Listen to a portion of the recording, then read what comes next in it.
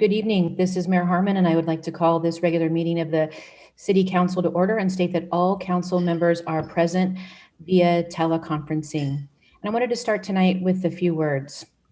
As we enter this week, we are a nation holding its breath on the eve of the ceremony of the inauguration, and the tradition of a peaceful transfer of power will continue.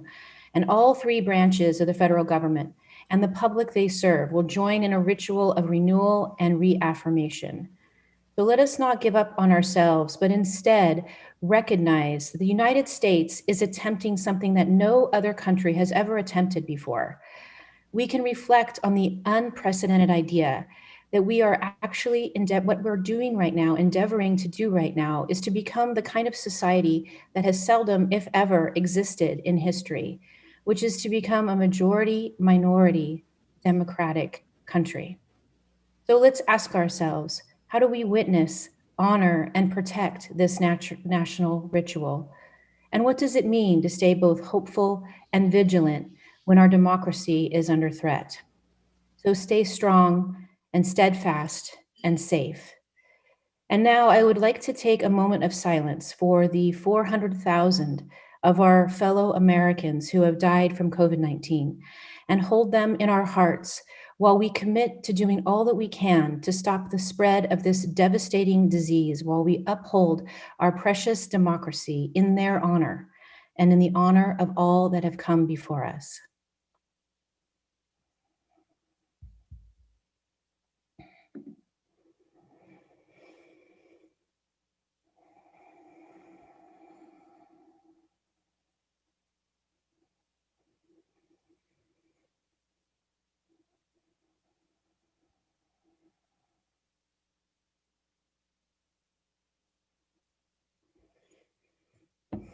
Thank you. And now I would like to ask our city manager, who is also our emergency services director, Derek Johnson, to please present the report on an update on COVID-19.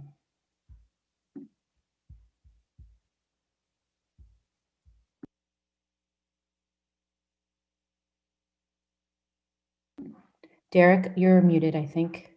Apologies. Thank you, Madam Mayor, members of the council. Teresa, are you going to show your slide or? Only for the first part. Okay. Let me just see what's going on then. My apologies. Okay. I was going to have a short presentation, Teresa, unless you're controlling the PowerPoint. No, here you go. There you go. You can share. Okay, great. Thank you.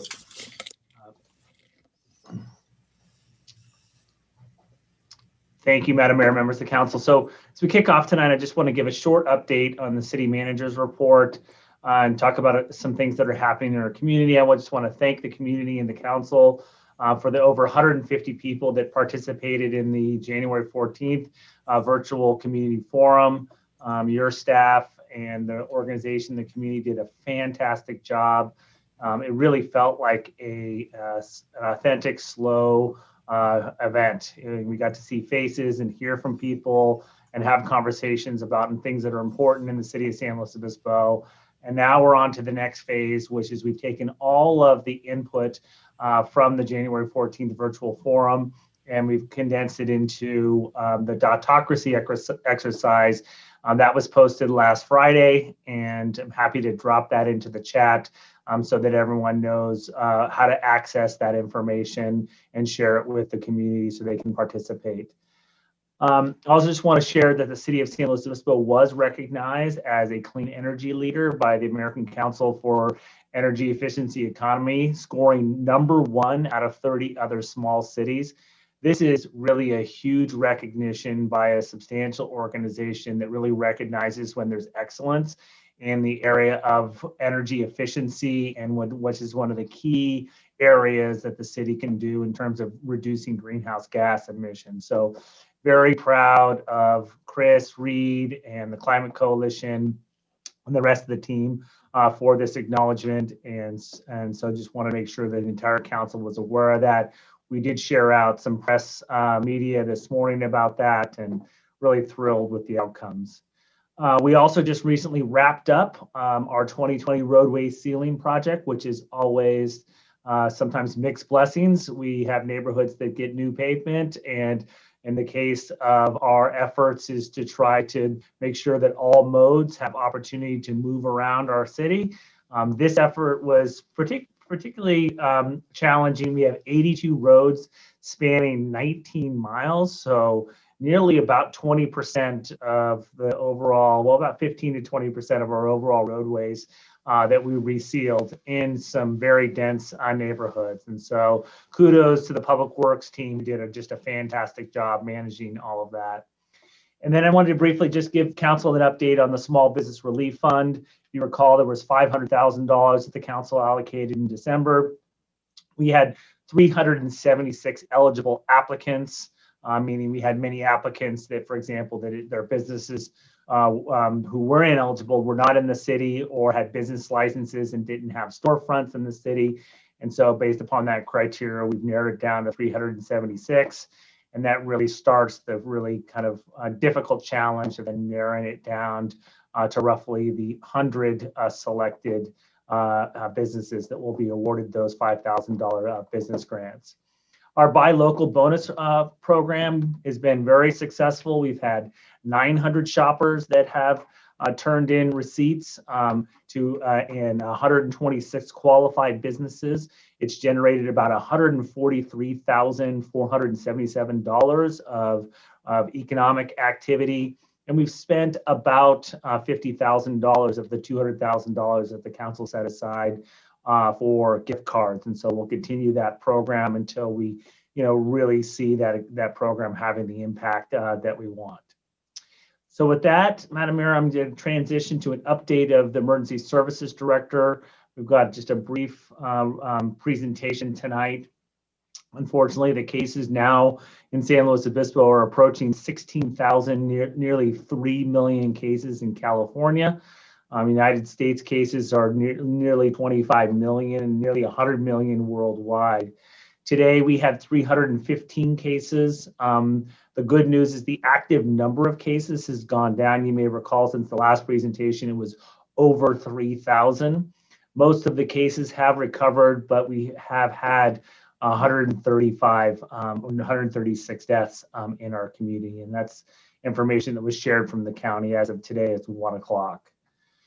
Our hospitalizations and ICU admission as of today, and that you recall that the county recalibrated in terms of what it defined as an ICU bed based upon not only the licensed beds, but also those beds where they had personnel to be able to staff them.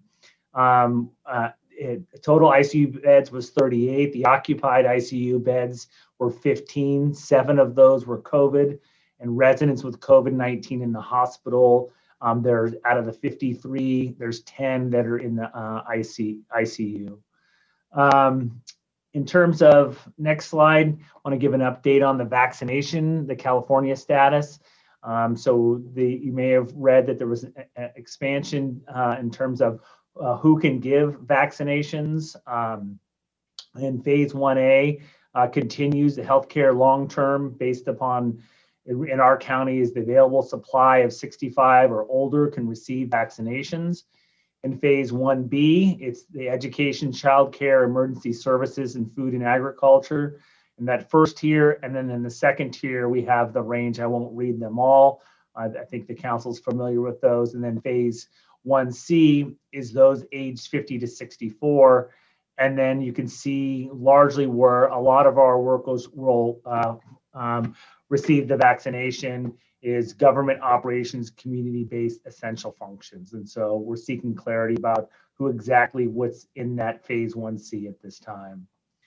So where are we today? We're in phase 1B. They're now vaccinating adults 75 years or older. I spoke with someone here in San Luis Obispo. His 82-year-old dad received the vaccination yesterday morning at 8:30. He was really excited about that. Nearly 11,000 people have been vaccinated in phase 1A. The 75 plus, as I mentioned, is being vaccinated. The new vaccine clinics are open in Paso Robles that can administer 400 vaccines a day. And then you may have read late last night, the state's epidemiologist announced that a particular lot with the Moderna vaccine was that there were patients that were experiencing reactions. And so it's been around 10 individuals in the state that have had these adverse reactions. And then based upon some investigation that was conducted by the CDC, the FDA, Moderna, and the state, they decided to delay administration of that lot. You may have read that our county has about 4,400 doses of that particular lot. And so how the county is going to be approaching that is the second dose appointments may be restricted for until the Moderna supply is delivered. It will not result in delay for the first-time vaccination appointments. Public health officials say they will be receiving a second dose in a few weeks.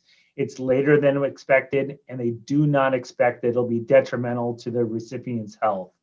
It will not require the recipient to start the vaccine series over, and residents are awaiting their second dose of vaccine to be informed by text, email when their new appointments are available. So in terms of vaccination this week, what's happening? Sierra site up over off of Johnson will be providing an estimated 1,500 doses. Paso site will be providing 1,600 doses. I received some images today from Chief Agson, who shared that they are getting the Arroyo Grande site up and running. The Sierra site will be moving over this weekend to Cuesta College to allow for better access for the coast in the SLO regional area. There were some parking and traffic issues up on the Sierra Way. And so they decided to move that whole operations out to Cuesta College. And the team was just finishing up that transition plan over the weekend, and then was shared, I think, with the county today. Most of the actual moving will happen by county staff. In terms of the doses, 4,600 doses have been received and are available for both the first and second vaccinations next week. I talked about the AG site. It'll be up on Friday, and it'll be in warm status and ready to use when it's needed, meaning when there's enough vaccinations. The main primary concern is still concerned over receiving a continuous supply of vaccinations, and that's a problem here in our county and throughout the state. So something we're keeping our eye on.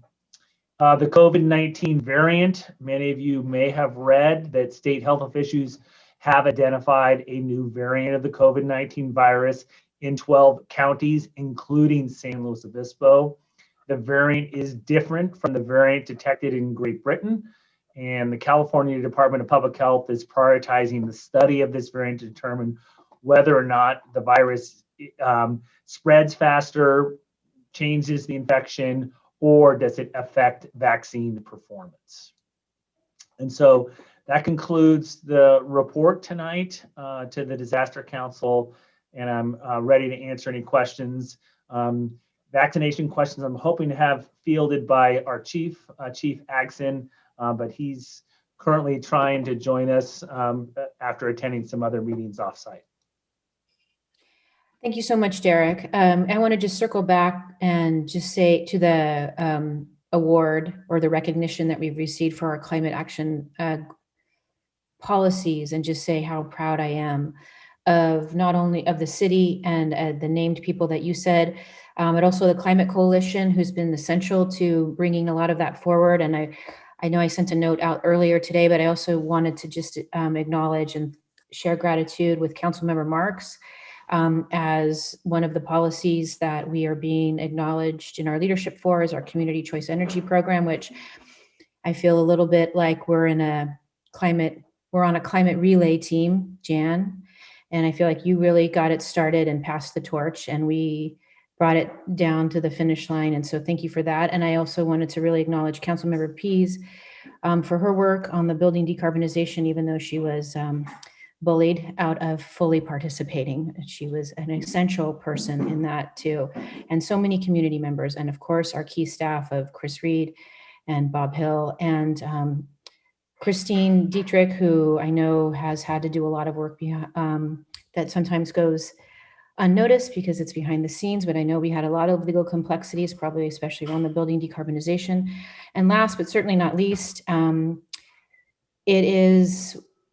feel incredibly grateful to have a city manager that cares about this issue and that has an academic background in environmental science. Okay. So thank you so much, Derek, for your leadership on that. We have a lot to be proud of. So thank you to everyone that made those accolades come to life. As you know, that topic is near and dear to me, so it's exciting to see that happen. Does anyone have any questions about anything that Derek shared and any of the COVID issues? Vice Mayor Stewart? You're muted. So can't hear you. Teresa, it doesn't look like she's muted her, so there's something else going on, Erica. No, I can't. Can you all hear her? No, okay. Can you hear me now? Yes. All right, third time's a charm. Thank you for that report, and thank you for all of the hard work to all of the staff that has been working so hard on continuing to keep us afloat and moving forward through the pandemic. I know you mentioned that Chief Agson would answer some questions later about vaccinations. Do you want me to save those until he comes onto the call? Yeah, that would be great. He's certainly closer in touch with a lot of the details since he's part of the incident management team on this. So I recommend we defer any questions until then. And he said he would text me as soon as he's available. Sounds good. I'll wait. Thank you. Derek, is it appropriate to share anything that's happening in our state capitol, or is there any update around that concern? Madam Mayor and members of the council, we did receive a request for mutual aid. And so we have set some resources up to Sacramento to help support the safety of our capital. And so we'll keep the council posted should anything emerge. We're hoping the best and safety for our officers and appreciate their willingness to go up there and serve our capital in this time of transition. All right. Yes, holding our breath, saying some prayers that the next 24 hours goes as well as it should. Any other questions from my council members? No. All right. Then with that, we will move on to public comment. This is for items that are not on the agenda.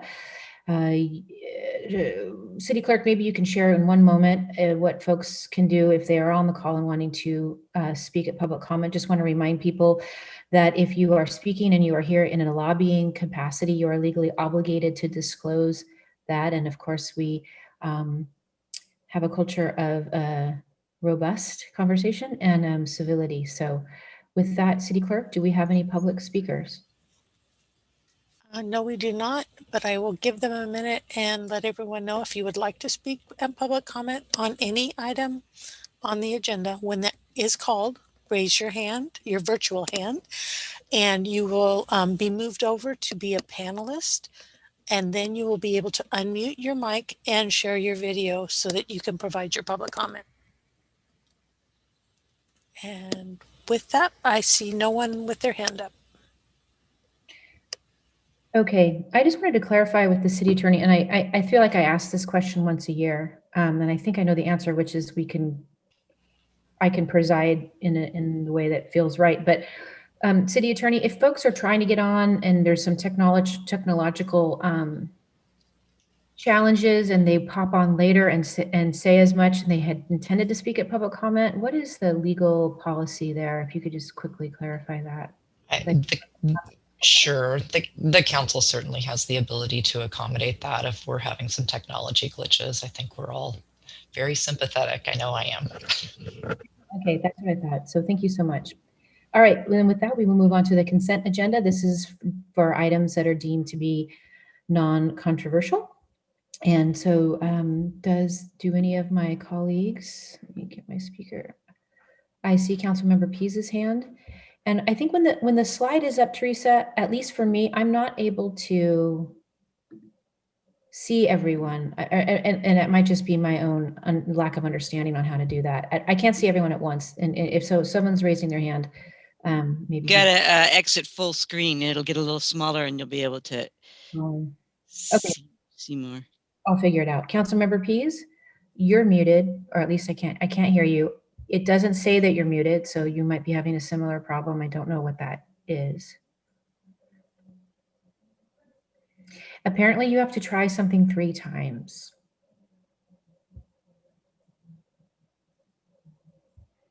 How about this? Can you hear me now? Okay. There's a microphone thing. I was just going to say on the Zoom call, you can slide the presentation smaller and the people bigger, and then you can see more people on screen. What I was actually going to say, though, is on the consent item, is that we do have the item about the water resources status report, and just a comment of gratitude both to our staff and all of our utilities department for managing that resource so well, and also a gratitude to our community for being good stewards. Our water use per capita has gone down again, and it's just been terrific the way that people are being so thoughtful with their landscape decisions and water use decisions, and really it serves us all so well. So I'm very grateful for that. Thank you for that. And for those of you that don't know, Andy is sort of our current, I would say, I don't know if you're a water expert, but you're a water liaison. There you go. All things water I get to do. To the outside water world. Councilmember Marks. You are muted, actually. I can see. You are muted. There we go. There we go. Yes, I just wanted to make a brief comment on item number 8, the Railroad Safety Trail Taft to Pepper project, which is going forward right now. This is an incredible achievement. It's been at least 10 years that we've been wrestling with Union Pacific trying to get the easements and the permissions to actually make a bicycle bridge across the tracks from Taft to Pepper, and it is happening right now. So I just wanted to congratulate the city and everybody who's been such a fierce advocate for this project, the Railroad Safety Bicycle Trail. So thank you. Yes, it's really exciting. Derek, did we already release our little ribbon? We did, our ribbon cutting video that came out a bit ago. It did. Yes. If anybody's I think we were going to do another viewing of it at some point, but let me follow up with that. I think it's been released. It's not that important. I just wanted to offer that in case anybody's interested. I'm not sure if my production values that I contributed were very high, but anyway, there you have it. All right, not seeing any other hands. Teresa, do we have any public speakers on consent? No, we do not. Okay, would someone like to make a motion? Councilmember Christensen? Yes, I'll go ahead and move consent. And yes, thank you very much to staff and everyone involved with all these really important issues. Glad to see so many things moving along. I'll second. City Clerk? Councilmember Christensen, Yes. Councilmember Pease, Yes. Councilmember Marks, Yes. Vice Mayor Stewart, Yes. Mayor Harmon. Yes, and with that, consent passes 5-0. Thank you, everybody. And now we have a public hearing before us to receive a report on cannabis business program and regulation updates. And so Deputy City Manager Greg Herman and Cannabis Program Coordinator Georgina Bailey will please present the report. Good evening, Mayor and Council members. Can everyone hear me okay? Great. Awesome. Thank you for having us here tonight. We're excited to be here to provide an update on the city's cannabis business program. I want to start off with some quick introductions and a few thank yous. So we manage this program through a team approach at the city, and it's certainly been a team effort to bring this item forward this evening. Give me 1 second there we go. So I'd like to thank staff from the Finance Department, Community Development, the Attorney's Office, the Fire Department, Police Department, and Administration and IT for all of their efforts to support a successful program in the city. To that end, we've got a number of different staff here this evening that are available to answer questions that you may have. That includes Michael Codron, our Community Development Director, Jeff Smith, Acting Police Chief. We also have Sergeant Chad Farr from the Police Department. And we also have David David McPherson. He works for HDL. That is a contracting company that we use for our cannabis business program. They assisted with the fee study, which we'll be speaking about tonight. I'd also like to introduce Georgina Bailey from Administration and IT, who's done an excellent job serving as our cannabis program coordinator, and she and I will be providing the majority of the presentation tonight. So with that, let's get started, and if we could have the next slide. So tonight is our annual program update, and with that, we've got a number of different recommendations for consideration.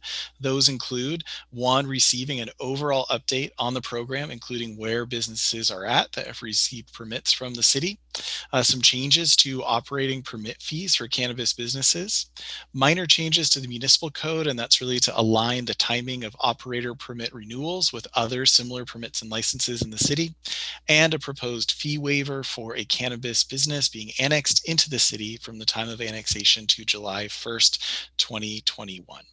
We'll be talking about all those in detail, and with that, I'm happy to turn it over to Georgina.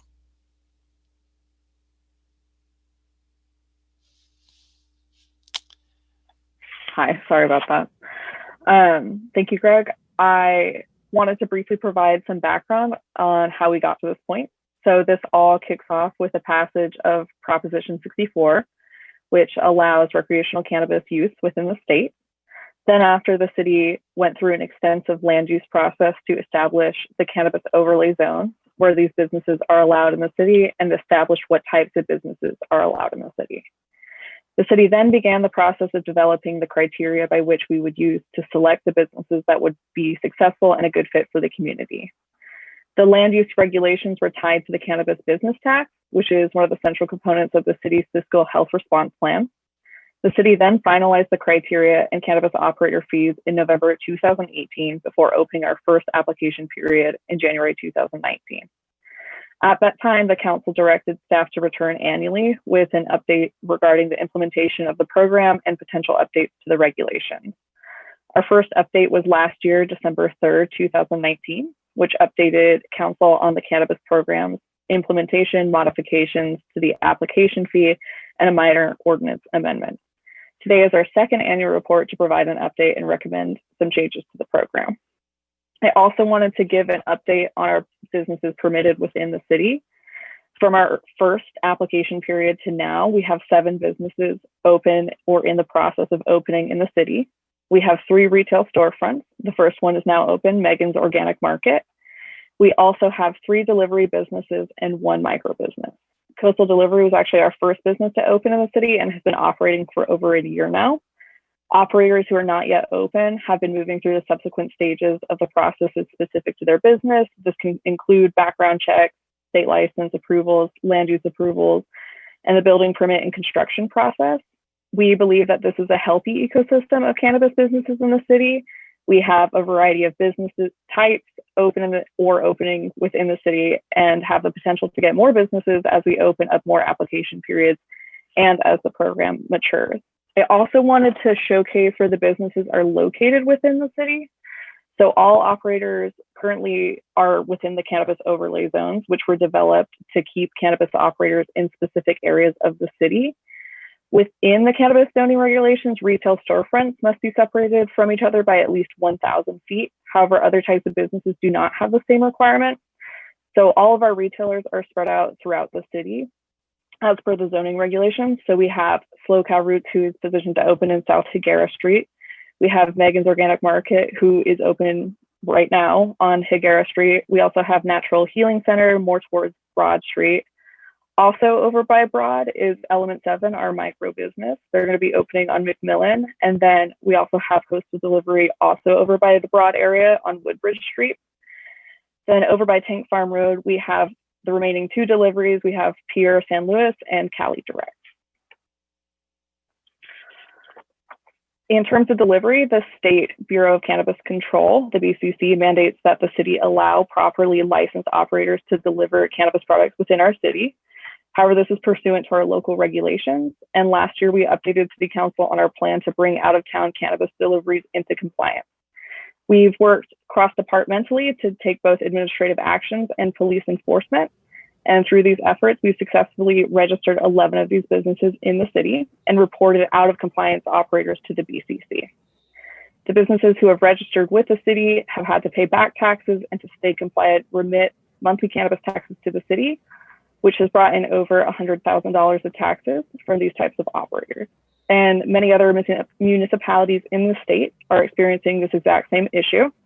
And we can say confidently that our approach is the most head-on in the county and among the most robust in the state. And we plan on continuing this program as resources and time allow. And with that, I will pass it back to Greg.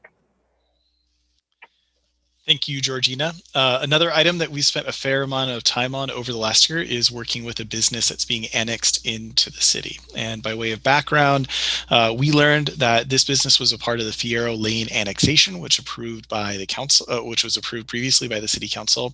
And they are a cannabis delivery business that's currently permitted by both the County of San Luis Obispo and the State Bureau of Cannabis Control. As that includes land use approvals, this business is allowed to continue to operate in the city, although it does fall outside of those cannabis business zones that we've identified. Also, annexations were not contemplated as a part of the city ordinance that we currently have for cannabis businesses. And so as a result of that, we began working on what that process would look like and also meeting with the business along the way.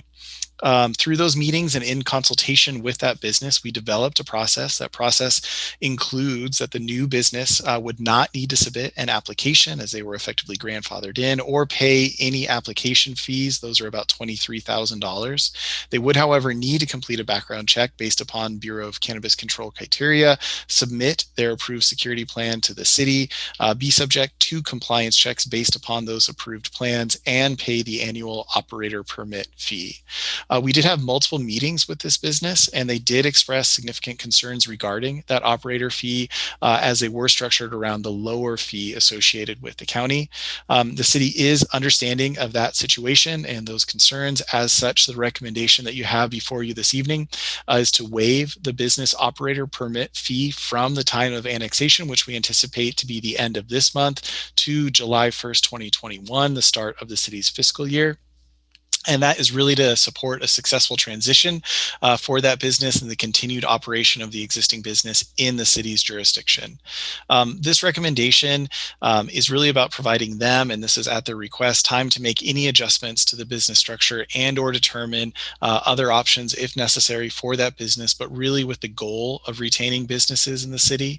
It should be noted that the city's cannabis business tax would still be remitted during this time, and that the approach is really based upon trying to balance the unique situation of this business with respect to an annexation, which is a relatively unique process for us, and also recognizing, however, that there are existing cannabis businesses in the city and their fee obligations.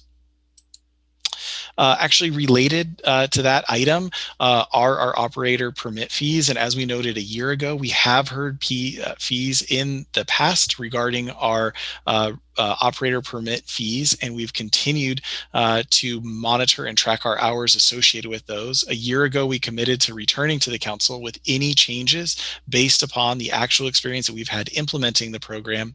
And then that allows us to essentially compare our actual time spent to the assumptions that we used when we developed the original fees. As the council is aware, regulatory fees must be based on the reasonable costs associated with providing the regulatory service. And for assistance with that, the city did work with HDL.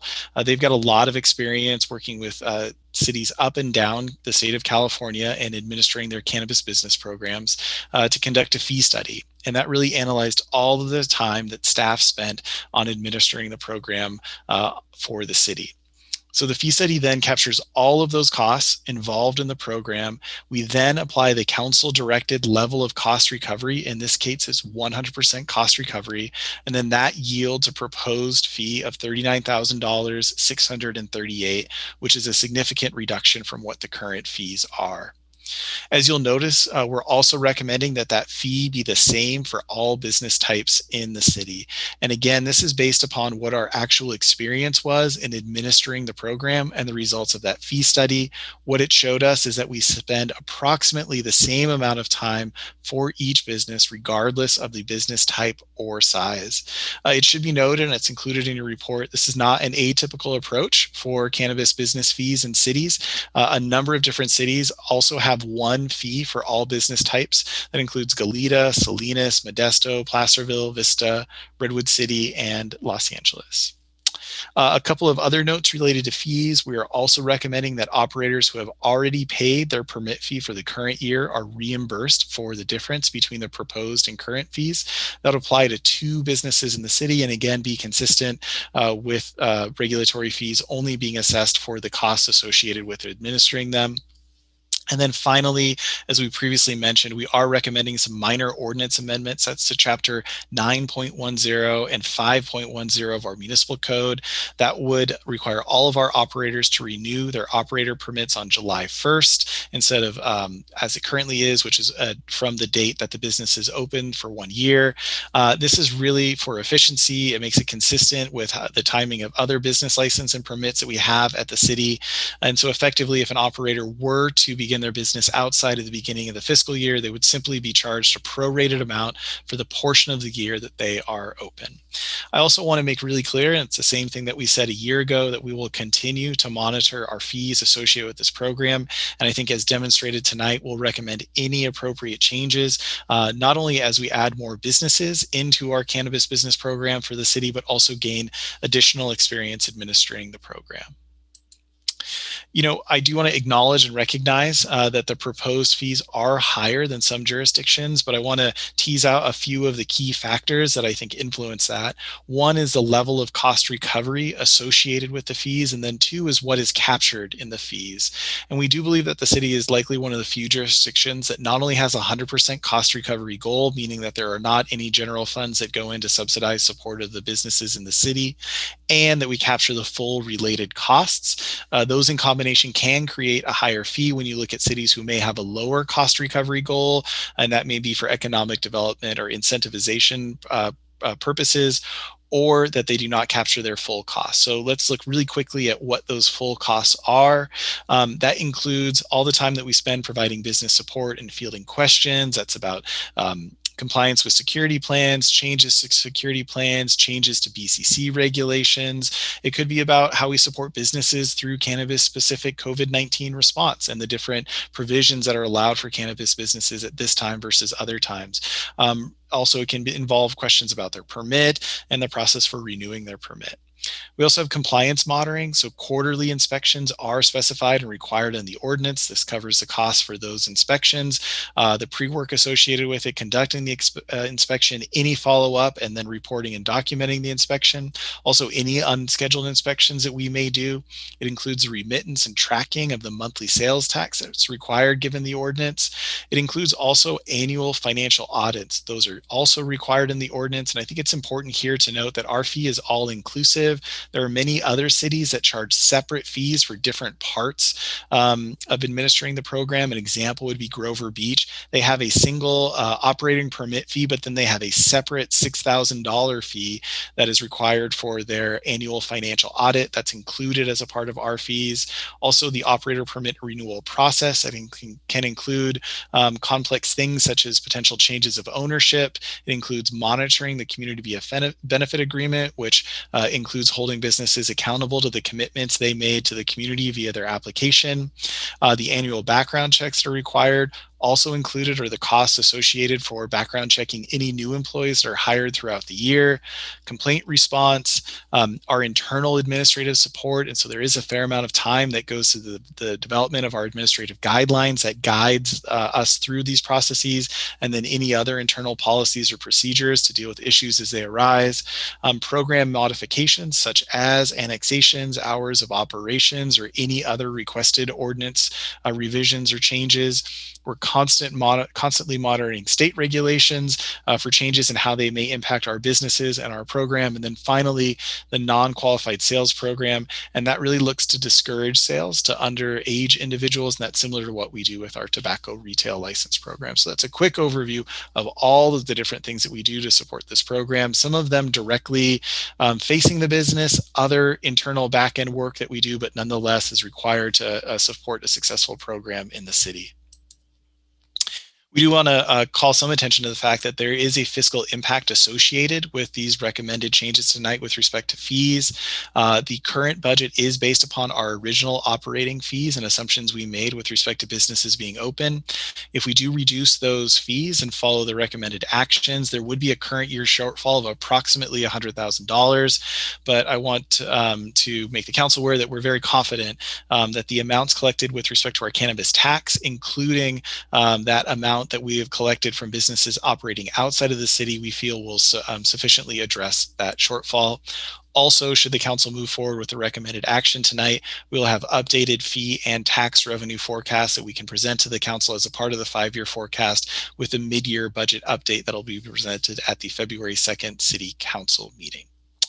So, a lot of information. And again, here are the recommendations for this evening: to receive an overall update on the program, consider those changes to the operating permit fees for cannabis businesses, consider as well the minor changes to the municipal code to align the timing of operator permit renewals, and the fee waiver for the cannabis business being annexed into the city through July 1st, 2021.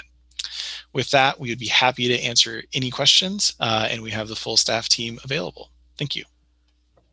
Thank you so much to both of you for all of that. Mayor, I just wanted to share my ex parte. Oh, great. Okay.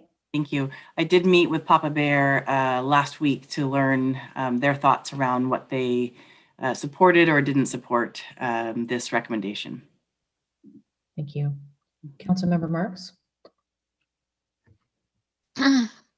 Yes, I also had a brief telephone conversation with Papa Bear and the representatives on Monday. Thank you for that. Do any of Councilmember Christensen, do we need to do ex parte for this? No, we don't. It's not an ex parte because it's not them. It's not their project. But since the other two said they announced their meetings, I also had a phone meeting with them yesterday, Monday, which they were very happy with staff recommendation regarding the waiver of their first fees through July 21st, and hoped that we would support that recommendation. Thank you, Carlin. Councilmember Pease? Yeah, thank you to staff. The questions, we did have those questions about what's included in the fee, and you've just done a great job of answering that. I guess the only remaining question, which I know you're open to, it's about the tiers, and if there are, over this next year, it seems like kind of keeping an eye out, is there some baseline fee that everybody pays, and then something might be a relative scale based on number of staff, might be one of those, depending on the cost of the background check.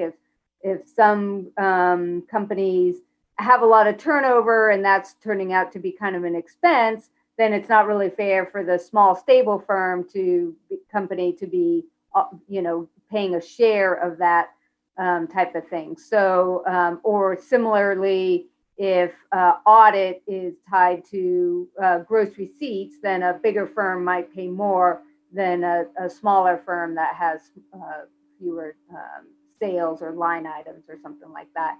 Is that something that you think is that might show up, or hasn't yet, but you'll keep an eye out, type of thing?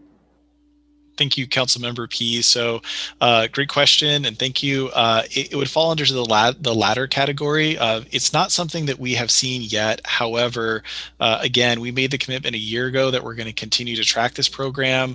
I think things will potentially change as we have new businesses come online in the city, and we have a greater total number of businesses that may allow us to tease out some differences in terms of how we spend our time in terms of supporting those individual businesses. And then again, just like we did this year, if there are recommended changes that we can make to the fee structure to better true them up to the actual time that we're spending, we are absolutely committed to bringing those forward. Great. Thank you.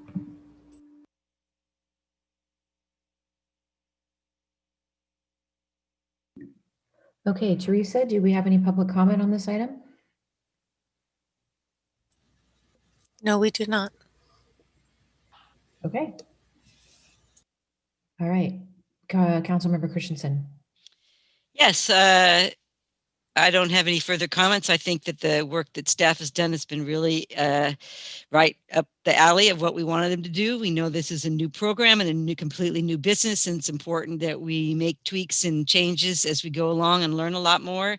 I know there's been a lot of other possible, changes that might be made, but I think that those could be made in terms of the regular observation staff is making, or even part of our economic recovery program. So at this point, I am very happy with staff's recommendation, and I appreciate the work they've done with that one annexed business, Papa Bear. So I will go ahead and move staff recommendation. Do we have a second? Second. Thank you, Councilmember Pease. City Clerk? Mayor, before we take roll, Rachel Salerno raised her hand as Councilmember Christensen was speaking. I don't know if you want to see if she has public comment. Yes, please do. Okay. Hello, Mayor Hartman and City Council members. I'm sorry, I thought I had raised my hand prior to your conversation. It seemed like you're pretty far along into the voting process. I just wanted to say thank you for hearing out the business proposals, and the last council member who spoke in support of a tiered, we very much hope to get along those lines. Our concern is just that with COVID impacting all of our businesses, we're in a funk at this moment as well, and we're hoping to have the next 6 months to rebound and get in a better position to accommodate those fees, as we weren't entering the business with that in mind. Okay, thank you for that. Thank you for your time. I thought with all the anxiety that everybody's under, that this would be booming. Frankly, I'm a little suspicious. Everyone I know, anyway. Okay, great. Thank you for sharing that. Then we have was there any further comment on that comment? A meta comment. Well, I'll just again reiterate that we are lowering the fees by quite a bit for this next fiscal year, and folks who've already paid their fees will get a reimbursement for this partial year. So hopefully we're moving in that direction of being supportive of our businesses and yet still getting our costs paid for. So it's great to see such a dynamic interplay between what's going on with this business and where we're going. Appreciate the effort, again, both of our businesses and staff. Thank you. Thank you for that, Carlin. Okay, then I think with that, City Clerk, can we call the vote? I have a comment too. Erica had a comment. Go ahead. I also wanted to comment on Councilmember Pease. I thought that was absolutely perfect what I was asking about in our 221 meetings with staff around the tiered, because I would imagine eventually someone's going to have 4 background checks and 50 background checks. I mean, something will be different as we continue on with this road. I appreciate how we're helping a small business, move along, especially in this time of COVID. And at the same time, I worried a little bit around equity for the other business that's in their same industry as far as the delivery aspect. But it seemed as though staff has really taken into account everything they could to make it as equitable as possible. So I appreciate that.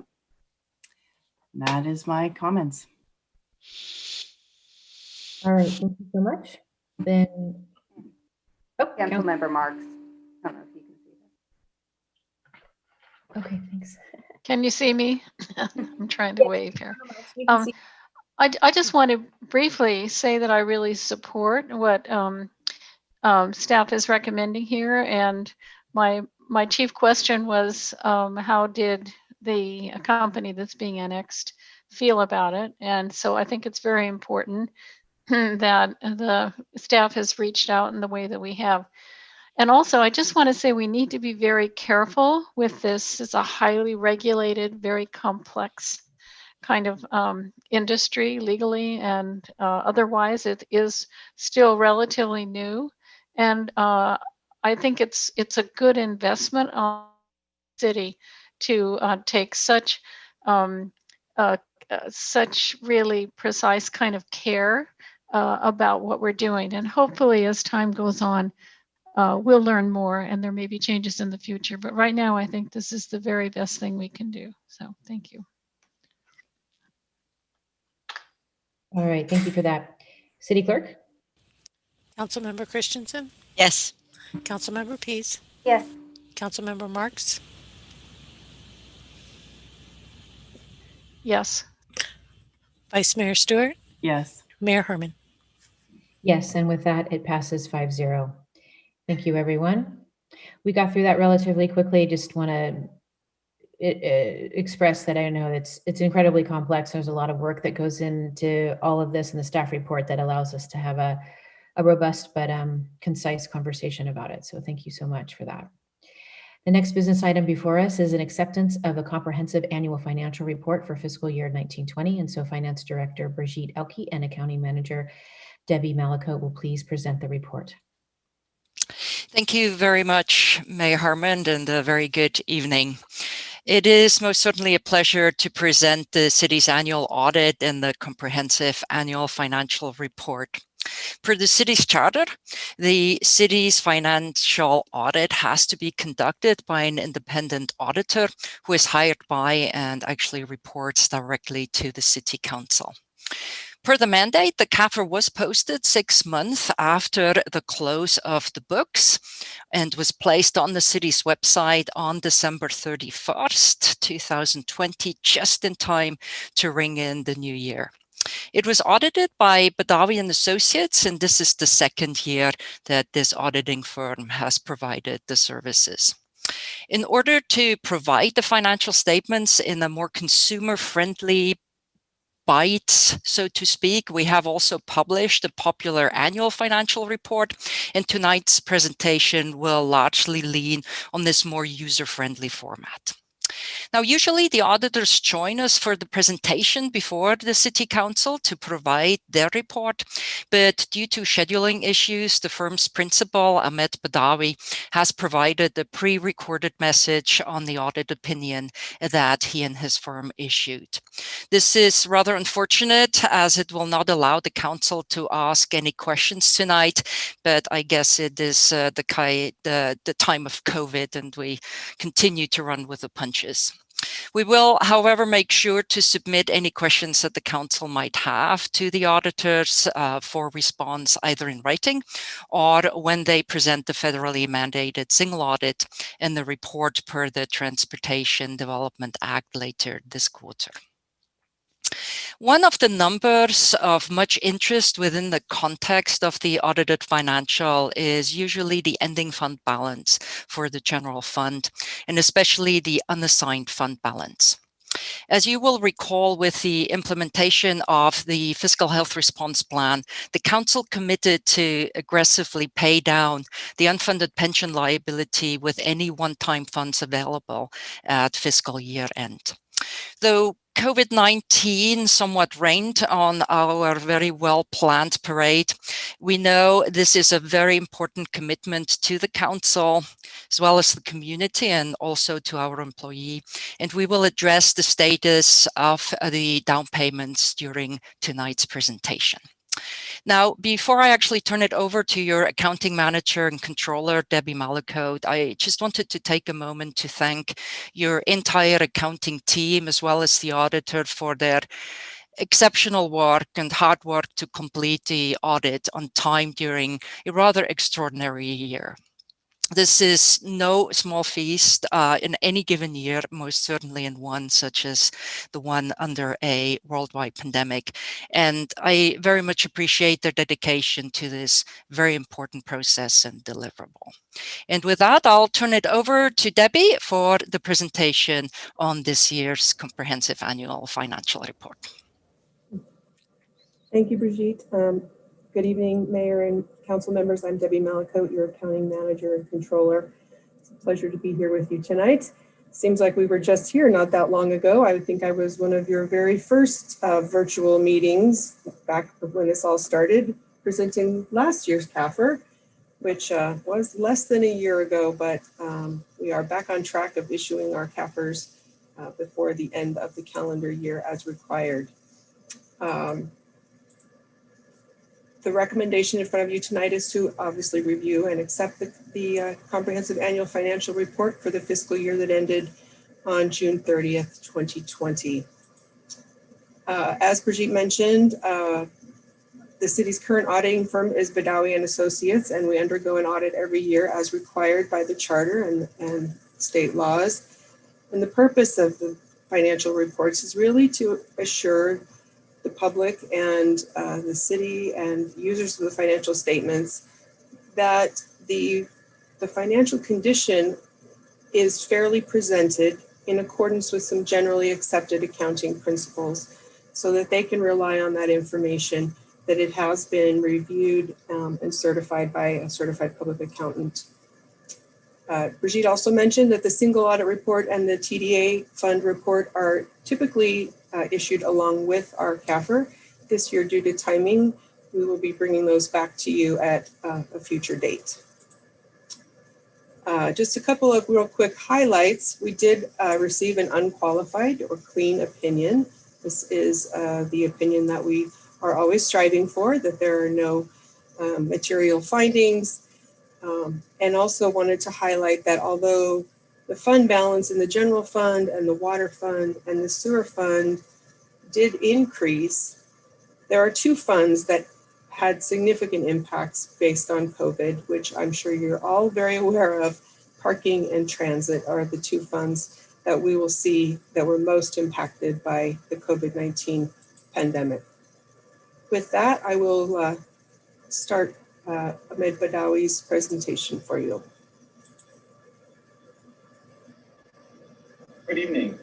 My name is Ahmed Badawi. I'm the partner on the video. Oh, thank you. Yeah, so I almost started talking to him and then I realized I wasn't going to get very far. San Luis Obispo audit. And today I'm going to be presenting to you the results of the fiscal year 2020 audit. First, I wanted to apologize for not being able to attend in person. There was just a lot of conflicts that I had, and I'm usually able to work them out, but for some reason this time I was not able to. So thank you for your flexibility and for allowing me to send my presentation without me being present. So I appreciate that. Allow me to share my screen so I can bring my slides on the screen so you can see it. Do that.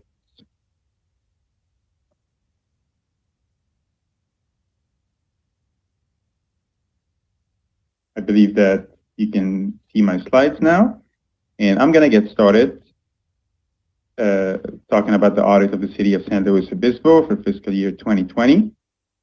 Agenda for what I'm going to cover today. I will let you know who the engagement team was, what were our deliverables and the scope of our audit, what areas we emphasized on during our audit process, the type of audited opinion we issued, provide you some of the required communications, just a brief overview of the new accounting standards coming your way. And normally I say, if you have any questions, but since I'm not going to be present, any questions, if not answered by management, I will be happy to respond by any means, either electronically or via phone, to respond to those questions. In terms of the engagement team, this was the composition of the engagement team. I was the engagement partner. We had a senior assigned to the engagement, and we have 5 professional staff assigned to the engagement. We also have a quality control reviewer, and this individual is usually in the background reviewing our work right before we issue the reports. In terms of deliverables and the scope of our audit, so the following lists all of our deliverables. We were mainly engaged to provide an opinion on the city's basic financial statements, whether they're free of material misstatements or not. The city is also subject to government auditing standards, which require us to issue a report on our consideration of internal control over the financial reporting and on compliance. We also performed a single audit, which is the audit of the major programs of federal programs. So we issue an opinion on that as well, which will be coming.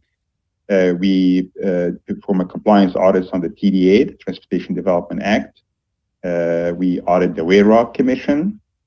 We perform agreed upon procedures and the appropriation limit schedule, that's the GAN limit.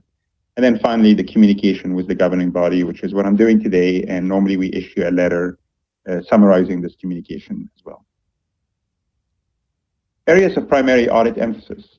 So the following 2 slides are highlighting the areas we emphasized on. Revenues and receivable, improper revenue recognitions. This is by default is an area of a higher risk in any audit, unless the auditor can justify otherwise. And we really try not to justify otherwise. We try to just take it as is and plan the audit accordingly. So we rely heavily on confirmations with third parties. So we send confirmations to the county, to the state, to some of the franchisees, and to a lot of the significant revenue sources, asking them to confirm account balances or revenues submitted, and we reconcile that to the city's accounting records. For proprietary funds, we perform a lot of substantive analytics, look at trends analysis to determine the validity of the revenues. The other area of focus is pension and OPEB, and those usually involve complex accounting standards. So we review management journal entries to record the activities for pension and OPEB. We communicate directly with the pension plan and the OPEB plan, and we do with the actuaries. We review the estimates, and we perform a variety of procedures. We also obtain audit reports from CalPERS and make sure that the amounts reported by CalPERS have been audited and verified. Another area of focus for us was payroll and related expenditures. So you probably are aware that there were some issues with the implementation of the new system, and it impacted payroll. So this year we have done extensive testing of the payroll expenditures. We selected employees and looked at their pay rates and their deductions and their overtime pay and overtime rates, and really did extensive testing, and the city did as well. And the results, even though there were some observations, but nothing of material significance, and we considered the payroll to be fairly stated. The risk of management overriding control always exists in any audit. Management are the one responsible for developing those controls, or they're responsible for monitoring those controls, and they can choose to override them. So we have to design our audit procedures to mitigate that risk. And that involves a variety of procedures, from making sure that we assign more experienced staff to more complex areas of the audit, to incorporating an element of unpredictability in the audit process, looking at accounting standards and how they're consistently applied, testing journal entries, reviewing accounting estimates, and so on. And then finally, for this year, obviously there was a big factor, the COVID-19 pandemic. So that impacted all of our audits, where we had to reevaluate all the controls and processes from the time the shelter in place was in effect until the end of the year, and really make an assessment of whether the remote work and all of that has impacted, which obviously it did, the control environment. We also take into consideration that maybe there was also reduced volume of transaction, but of course, having everything being done remotely have changed things a little bit, and we considered that in planning our audits.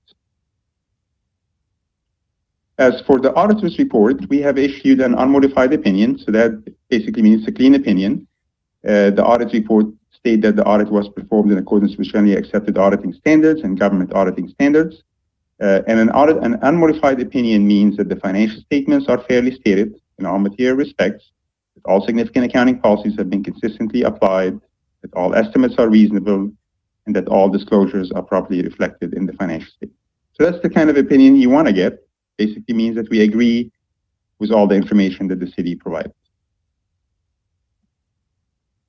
Some of the required communications on this slide is a summary of our responsibility as your independent audit firm versus management responsibility. So our responsibility is mainly to provide an opinion on the financial statements, whether they're fairly stated or not. We are also responsible for evaluating internal control over financial reporting, including the tone at the top, evaluating compliance with laws and regulations, ensuring your financial statements are clear and transparent, and then finally communicating with the governing body. Management have a lot of responsibilities in this process.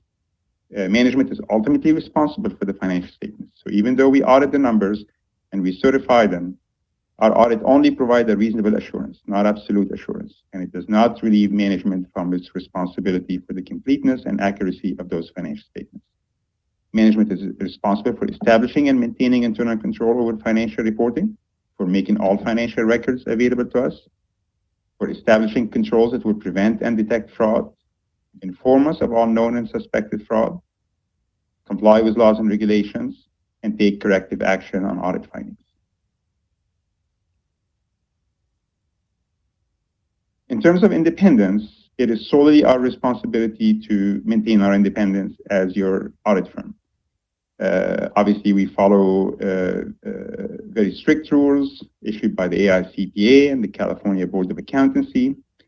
There are some services that if we provide to the city, it may impair our independence if we don't take precautionary measures or put safeguards in place. And one of those services is compiling the financial statements on behalf of the city. So one of the safeguards that we put in place is that we have an independent reviewer who is not involved in the audit, who reviews those financial statements to make sure that we remain independent and that those financials meet all the requirements.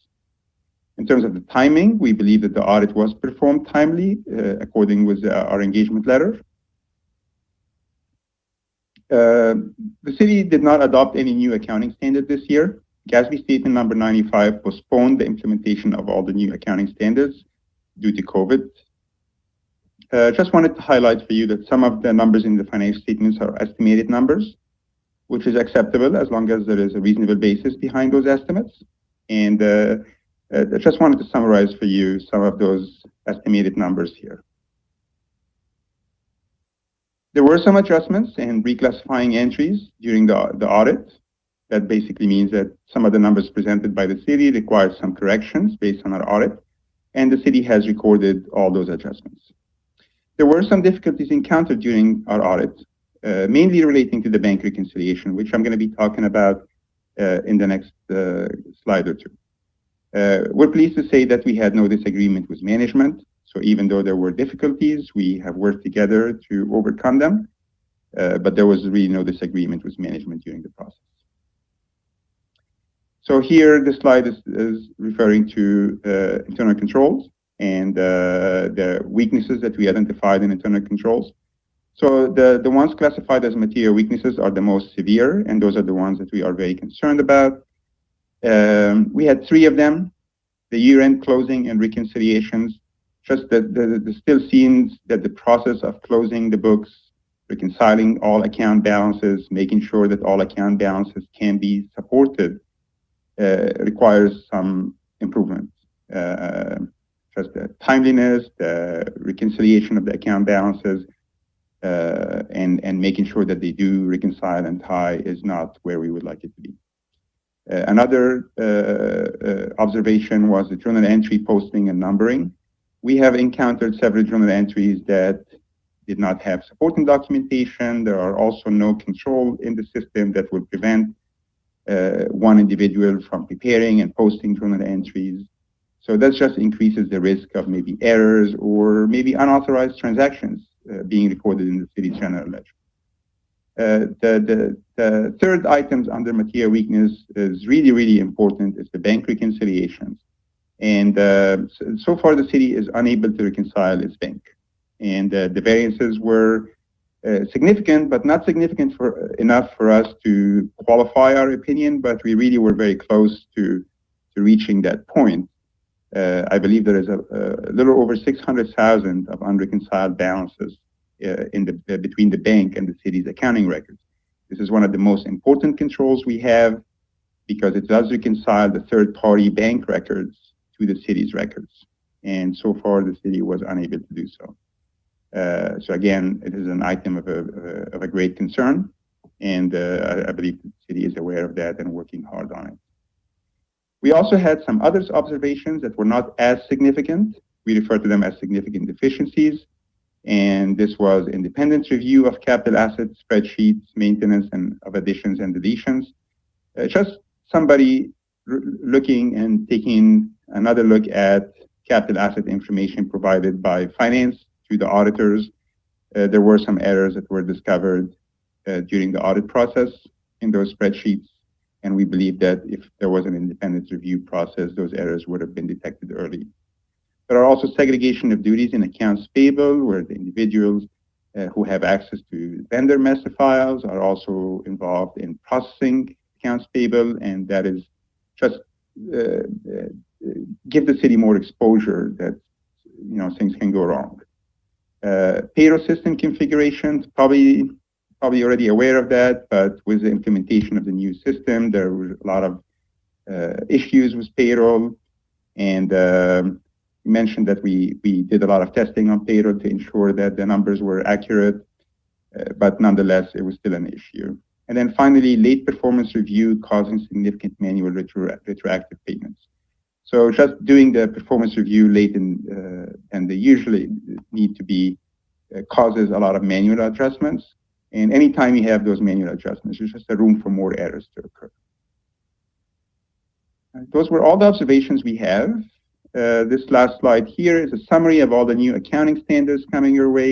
Normally, I discuss this with management and let them know what they need to do in order to prepare for them and so on. So obviously, we are in continuing discussions with management about those new standards, but just wanted to list for you all the ones that were issued so far.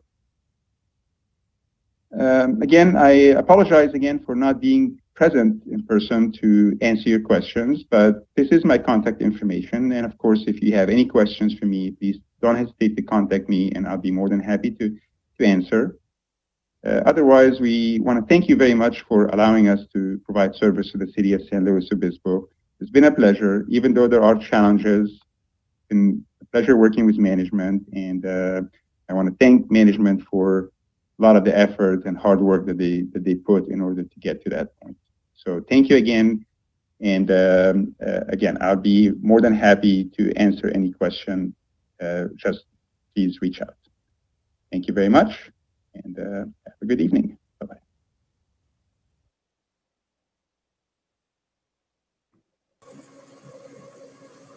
So the results of the financial statements are really what the auditors are looking at and wanting to make sure that we've recorded and classified all of the transactions correctly. And so let me share with you a little bit of information on Something on in the background, like a fan or, there we go. It's not too bad. I'm not sure. Sorry about that. Worrying. What's causing that? It's not significant enough to, we're good. Okay. So the governmental funds, which is primarily the general fund, resulted of the results of the year, we had about $88 million worth of revenues, and not unexpectedly, well over half, 61% of those revenues were from taxes such as sales tax, property tax, TOT, utility users tax.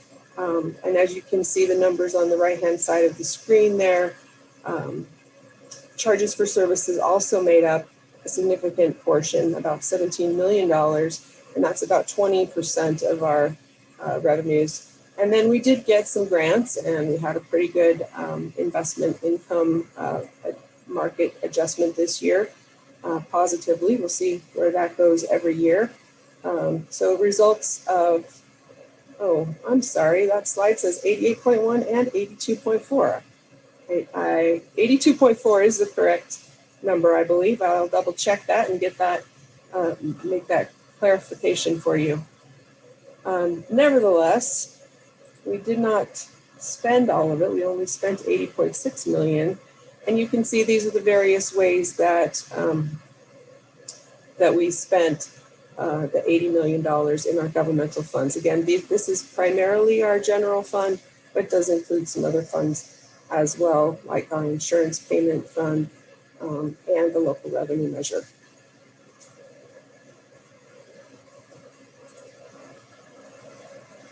In the end, one of the numbers that is most often of interest to council members and others is how much money is there in the general fund that isn't already spoken for other purposes? How much is potentially available for spending?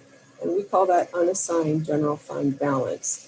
So in the general fund, we had almost $33.7 million total fund balance.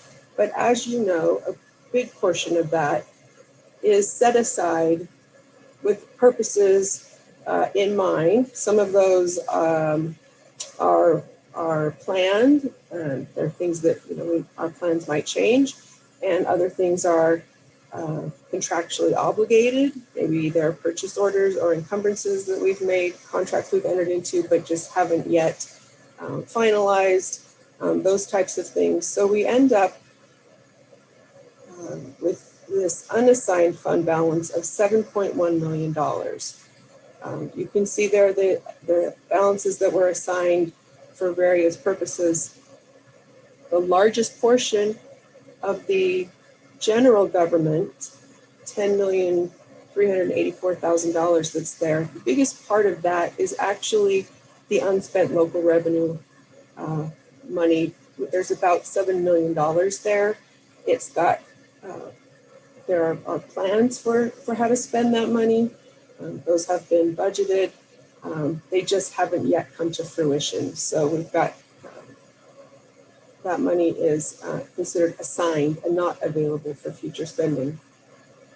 So you can see that out of this unassigned $7.1 million, there is potential for a lot of desires to use that money in many different ways. And one of the things that Brigitte alluded to was our unfunded liability payments and the fiscal health response plan, and that commitment that we made to aggressively paying down that unfunded liability for our pension obligation so that we would have that paid off in 20 years was the plan.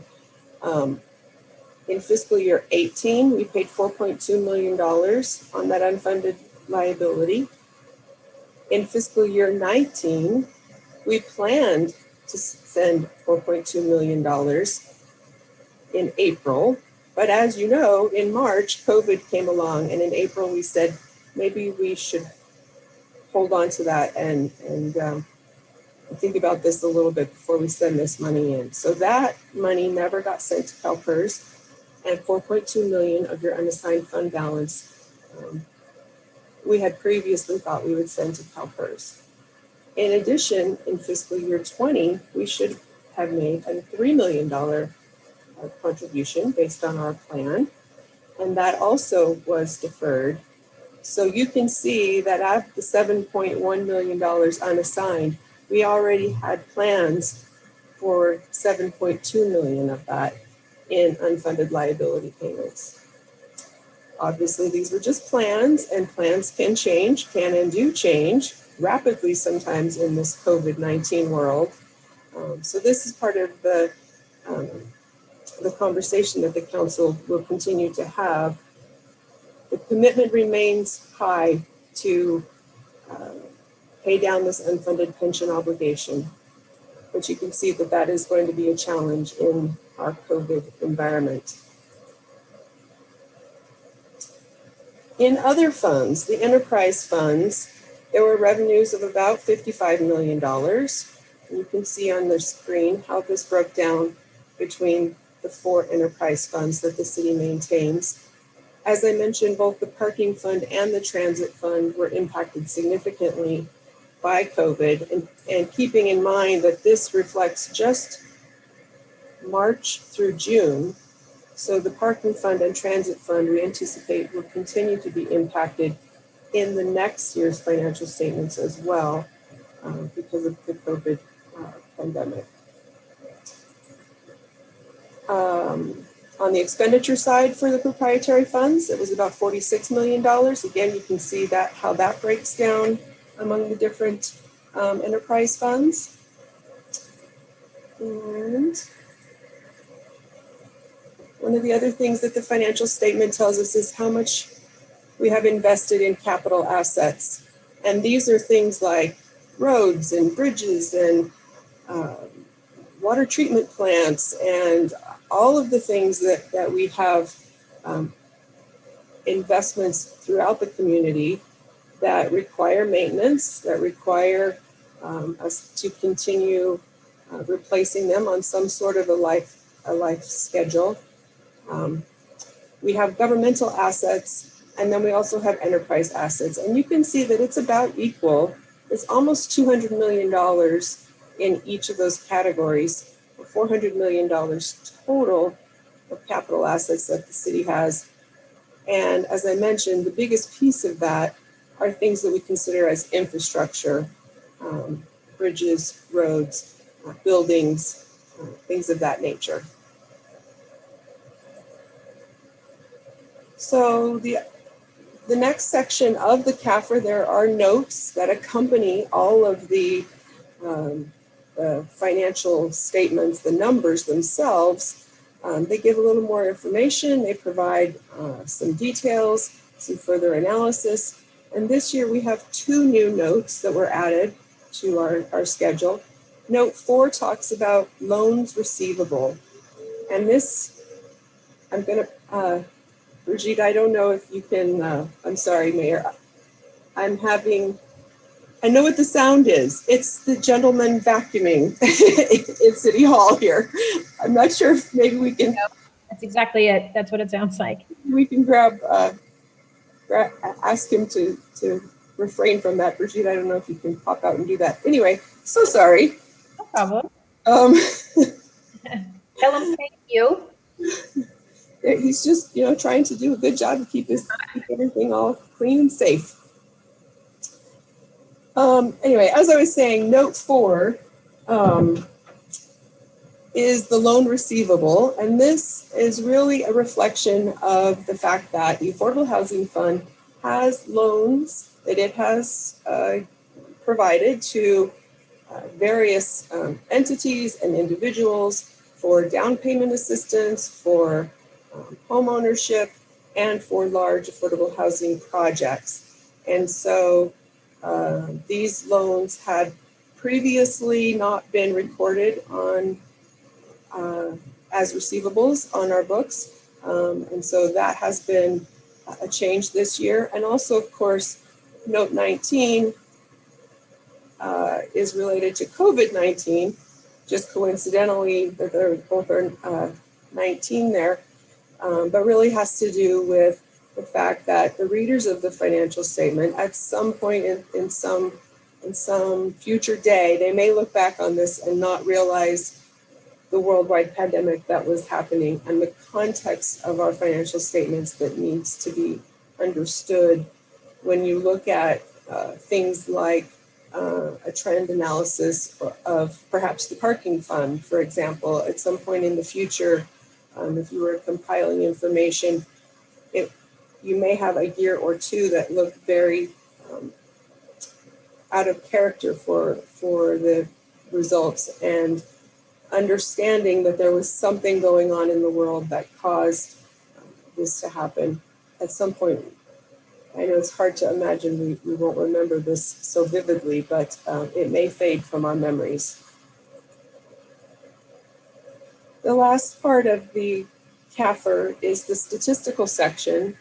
And this section of the CAFR provides additional financial and statistical information. And most of these schedules that are in that section are to provide sort of a longer term trend analysis, if you will, kind of give the reader information that may provide that broader context of how this year's operations fall into the normal or what might be expected.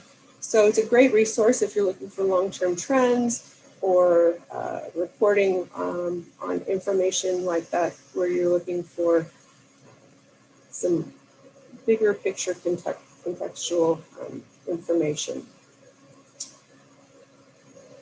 For those of you who aren't CAFR aficionados, or who maybe don't suffer the insomnia that I usually do, you're probably going to be excited to see the PAFR.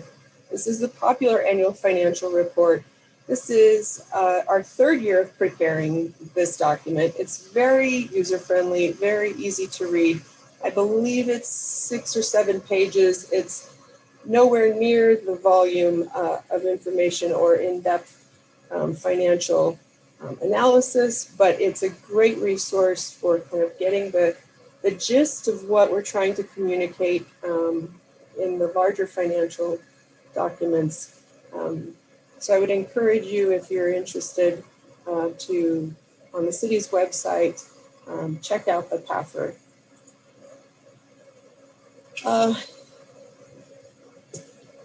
In closing, I do want to address some of the auditor findings that Mr. Badawi brought up. As he said, we had challenges. We've had challenges for the last 2 years with the implementation of the new ERP system. And I would characterize all of these as the continuing ongoing effort of improving and perfecting a new ERP system. Certainly some of these are going to require some attention, perhaps even some dedicated resources to resolving, but none of them are necessarily items that we can't work through, and that there are some solutions available to us. We just need to continue to perfect that new ERP system, and I think we'll get through a lot of that. One of the big ones is bank reconciliation. That is a very challenging prospect in the new Oracle system. But I do want to let you know that I know he kind of threw out that kind of scary $600,000 number, and it sounds bad, but I want to assure you that it really isn't that we are out of balance by $600,000 with the bank. The problem that we have is kind of like proving that a black hole is there. You can't prove that it's there. You can just prove that things around it suggest that there's a black hole. So we have identified what we believe to be the problem, the discrepancy between the bank balance and our book balance. We understand what we believe that caused the problem. We understand the size of the problem. We just have a hard time proving to them at this point that that truly is the problem. I've triangulated it about 4 or 5 different ways to try to explain to the auditors how this is the source of the problem, and this is the correction that we believe needs to occur. There are a few more things that I'm trying to pull together to prove that out to them. So I'm hopeful that we'll be able to do that soon. There's certainly aspects to any new ERP system that provide challenge, and this one is no different. So I do want to assure you that we are aware of all of the issues that he brought up. None of these were a surprise for us that he was going to bring them up. They've all been discussed extensively with what we can do and what possibilities are out there. And some of these just take a little bit of time. And that's kind of where we are in the life cycle of bringing up a new ERP system. So with that, I will be happy to take any questions that you may have, or questions for myself or Brigitte. Thank you so much. I mean, just the unbelievable amount of work that goes into this is just so appreciated and admirable. And thank you to everyone that contributed to that. I'm not seeing hands. Councilmember Marks? Yes, actually, this is a question for the mayor. As I recall, in the past, the auditor has had a one-on-one meeting with the mayor before releasing the capper to the whole community. Did that happen this time around? It didn't. It has happened in the past, but it didn't happen this year. And Eric, I don't feel like it happened last year, or maybe, yeah, it didn't happen this year, but it has happened in the past. So I'm not sure which shifted there. Brigitte, could you just Okay, I just think it's important myself, Brigitte, I'm sorry, Madam Mayor, if I could just ask Ms. Elke just to provide what's typically done in the process.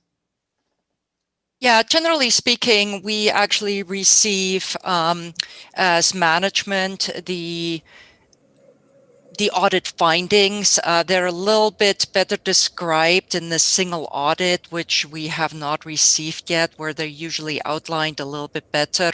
But we do receive an exit interview twice, once after they come in for internal controls, and then also when they start to actually finalize the audit. And so I would have to go back to see why there wasn't an outreach to Madam Mayor, but management most certainly has received those inputs from the auditor. And as Mrs. Malakote described, that's why it's usually not a surprise to us that these are forthcoming. If there are findings that during the audit process we were not able to clarify and maybe correct. So we can most certainly follow up with that, but as it pertains to those two exit interviews, they were had with managements. All right, thank you for that. If I could just finish my comment, I think it's really important because it goes to the question of the independence of the audit and the direct responsibility to the elected officials that the auditors have. So I really think it should be reinstated as a. It may seem to be a mere formality on many, from several different perspectives, but I think it's actually really important so that there is that direct connection between the auditor and the elected officials that is made through the mayor. So thank you. Thank you for that reminder, Jan. Vice Mayor Stewart. Thank you. Thank you for all the hard work. I know going through software changes myself at work, it's very, very difficult. So I just want to make sure you mentioned that you could have some solutions. It sounds like the solutions are really ERP focused. Is it also staffing? So I know for a while we had some short staffing. What are the changes that you were sharing that could be done? Sure, happy to share some thoughts on that. We are still understaffed at this moment, and so yes, staffing continues to be part of the equation. Most of the thoughts that we have are really just finding the time to implement some of the changes in the system that we know they exist, they're out there. They were not either set up in the beginning or configured for various number of reasons. And as we have learned more about the system and grown more comfortable with it, we've discovered features maybe we didn't realize were there before, or maybe we knew they were there, but we didn't fully understand what that meant to have them active or available. And some of it also is just procedural changes on our side. So things like you mentioned that the person that works on accounts payable also has access to the vendor files. And the concern there, of course, is that someone could set up a false vendor. They could process accounts payable checks to themselves or a friend, a family, whatever. And so, procedurally, what can we do to eliminate that access so that the accounts payable person is not the same person who is creating vendor files or updating vendor files, or if they are updating them, maybe they're only able to update certain information, phone numbers or something. I don't know what we might do with that. But so some of it is procedural, some of it is setting up the system to help us accommodate things that we either didn't know or didn't realize or didn't have configured.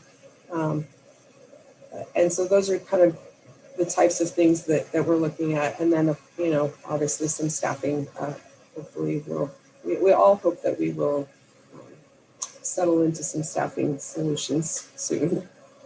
Thank you so much. And maybe if I might add to that, you might recall that we do currently have an additional resource right now due to the motion implementation, and we're working right now as we go towards the new financial plan as to what it really will take once a lot of these issues that were initially brought on by the implementation of the ERP, once kind of work smooths out. But as Debbie mentioned, as you have your regular workload that is obviously not made any easier through a worldwide pandemic, you're also trying to then do certain integrations, implementations that maybe were omitted or were done incorrectly. And so you're just trying to work through that and figure out once we're through that, once we're at the other end of this other tunnel that parallels COVID-19, what it will take to do the work. And that's what we're doing right now as we go towards the new financial plan, and we'll come forth with a recommendation what the finance department of the future should look like.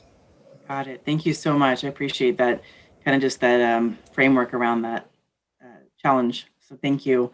Also, I just really wanted to comment. I really appreciate that you're still focused and aware and trying to figure out how we can continue to pay down that unfunded pension liability. So thank you very much for doing that. I know that, fiscal responsibility in the middle of a pandemic seems just almost impossible. So thank you.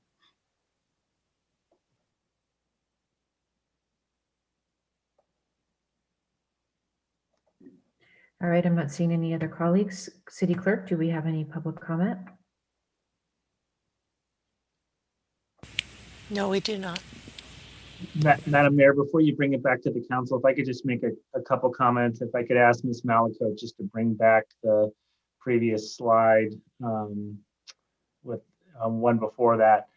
Certainly, I think we take very seriously the material and significant findings by the auditor. I think, as Ms. Malako mentioned, some of these are in fact configuration changes in the ERP system. Literally, there are hundreds of thousands of configuration decisions that have to be made in this ERP system. And so we are slowly knocking them off one by one. I would say up until February of last year, March, that's when we finally cleared the payroll system configuration challenges. And we had then embarked to have a series of these issues addressed from March until the end of the fiscal year into the current year. And this was just one of the other COVID casualties that happened in terms of just trying to support COVID operations and everything else. So certainly the process by which we'll address these, and I'll be talking to Ms. Elke a little bit about staffing and also about some of these outstanding issues. We've typically followed up in writing with the council. And then this is also for the next audit. We'll make sure that we address these issues in the staff report, so we can have some tracking for the council and for the community how we've addressed some of these issues that have come up. The late performance reviews, I don't know if the council understood that specifically, but this comes up. It's also related to our labor negotiations. This is when we have essentially retroactive payments related to payroll when there's adjustments. We've addressed that through our labor negotiations, and now it's an ongoing part of our management discussions. HR presents kind of a dashboard once a month about where we're at in terms of performance reviews, and we have very open conversations about departments that are not hitting our threshold, which is that we have 90% of our evaluations done on time. So I just want to impress upon the council that, these are front and center for the finance department and the rest of the management team. We don't necessarily look at these as small items. Lastly, I'll share, we'll look into what happened this year with why we didn't reach out to the mayor and the council members. That's typically a part of our process, and we'll make sure that that's a part of the process moving forward.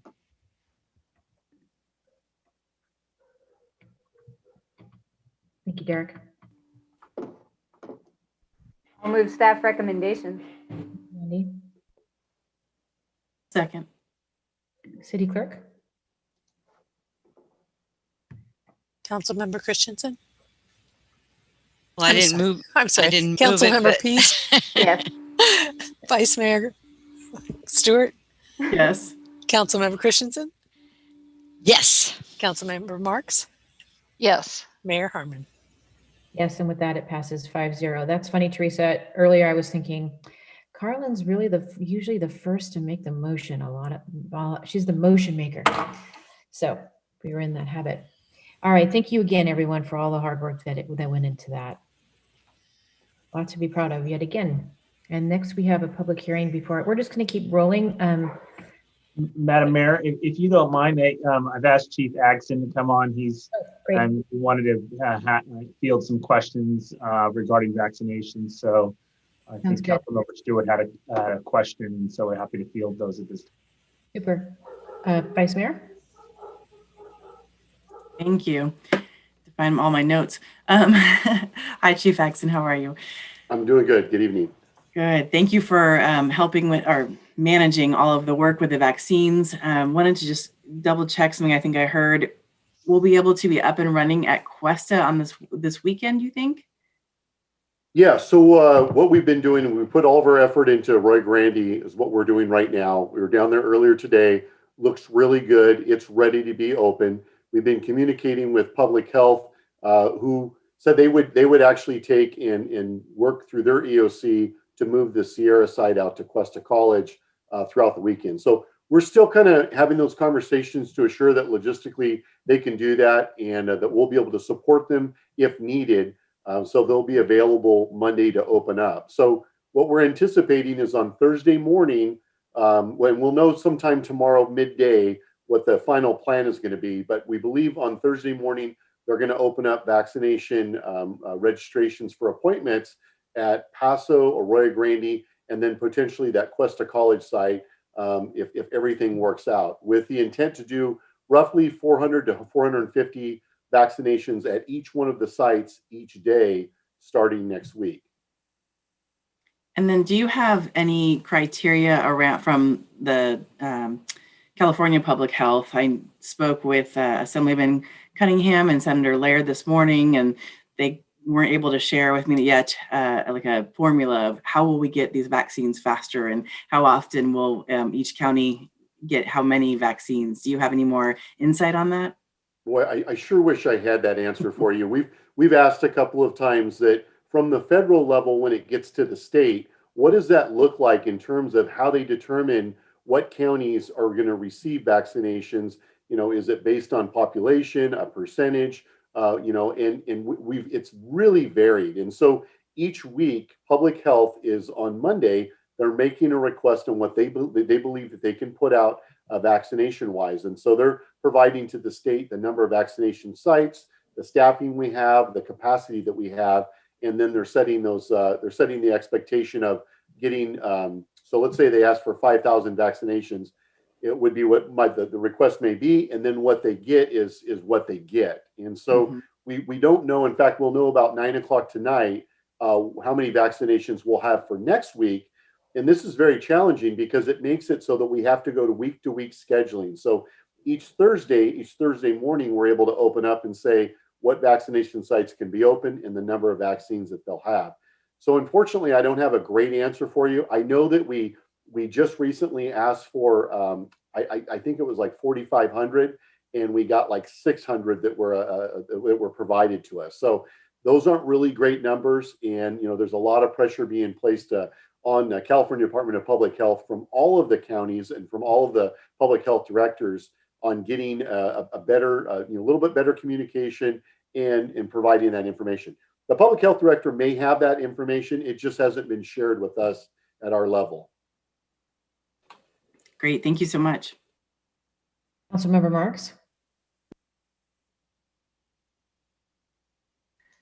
Yes, well, I'm happy to say that I'm going to be getting vaccinated on Friday, and my husband too. So, thank you, Derek, for giving me the URL so I could sign up quickly. I appreciate that. But my question for Chief Agson is the vaccine that's being administered the Pfizer? If we're holding back on the Moderna? So yeah, good question. We have both Moderna and Pfizer. And so the plan will be that the Sierra site and the Cuesta site, when they transition over, that will be primarily the Pfizer site. And the main reason for that is we have a lot of people, a lot of medical professionals that are getting their second dose. So they'll be receiving the Pfizer vaccination at the Sierra or the Cuesta site, anticipating Cuesta will be open Monday. For the Rio Grande and Paso Robles, as we understand right now, we'll be utilizing the Moderna. So there was some Moderna that was subject to, now I wouldn't say recall, but more of a pause to have it investigated. And so about 4,600 doses in our county have been set aside, and we're waiting from CDC and FDA to give us the approval to use those. But since then, we've also taken in about 4,800 doses of Moderna. So that's what we'll be using at we can consider the north and south sites. Oh, you mean Pfizer? No, the north and south sites will be using Moderna. The central site will continue with Pfizer. Okay, thank you.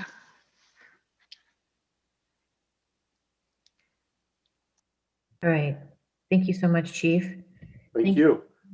I think what is the most intense Zoom background I've seen so far this year.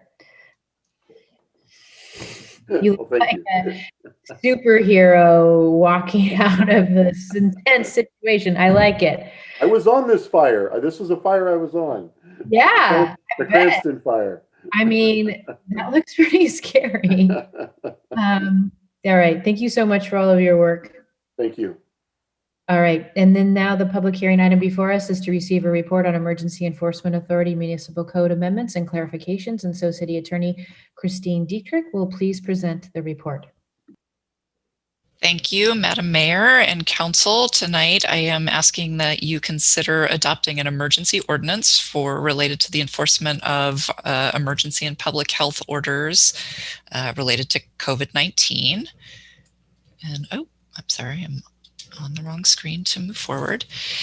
And what we're trying to do is address some concerns that have been raised recently through our appeals processes. So particularly since we've been in sort of a surge posture in our community with escalating numbers of COVID-19 infections and spread in our community, we've taken significant efforts to try to gain compliance so that we can move the entire community through the pandemic as quickly as possible and toward reopening and economic recovery.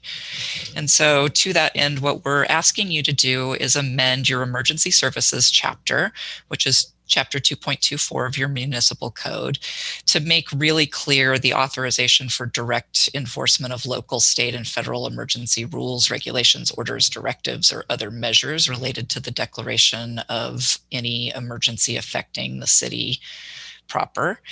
And then also declaring and clarifying the meaning of a phrase, any lawful rule and regulation issued pursuant to this chapter that exists in your current ordinance.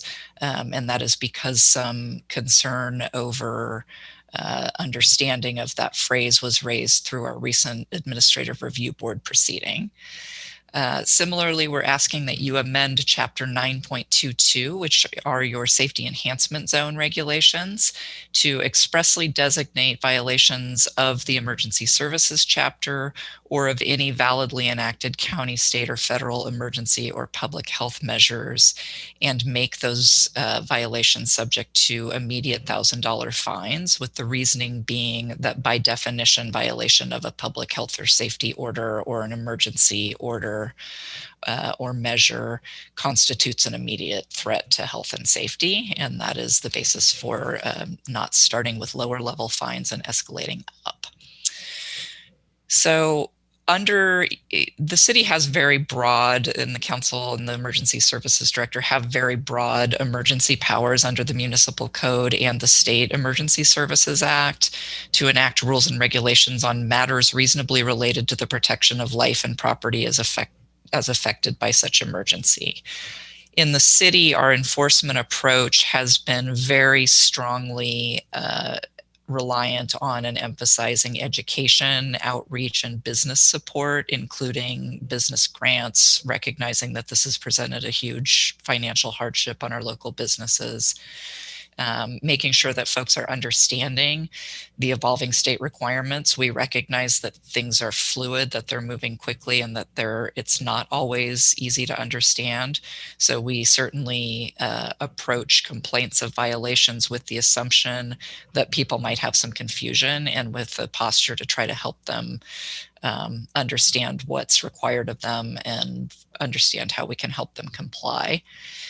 Penalties have been imposed only for large unsafe gatherings. Those have happened largely in the neighborhood. So that's your sort of party conduct that is very clearly ill-advised and dangerous and, likely to result in spreader events.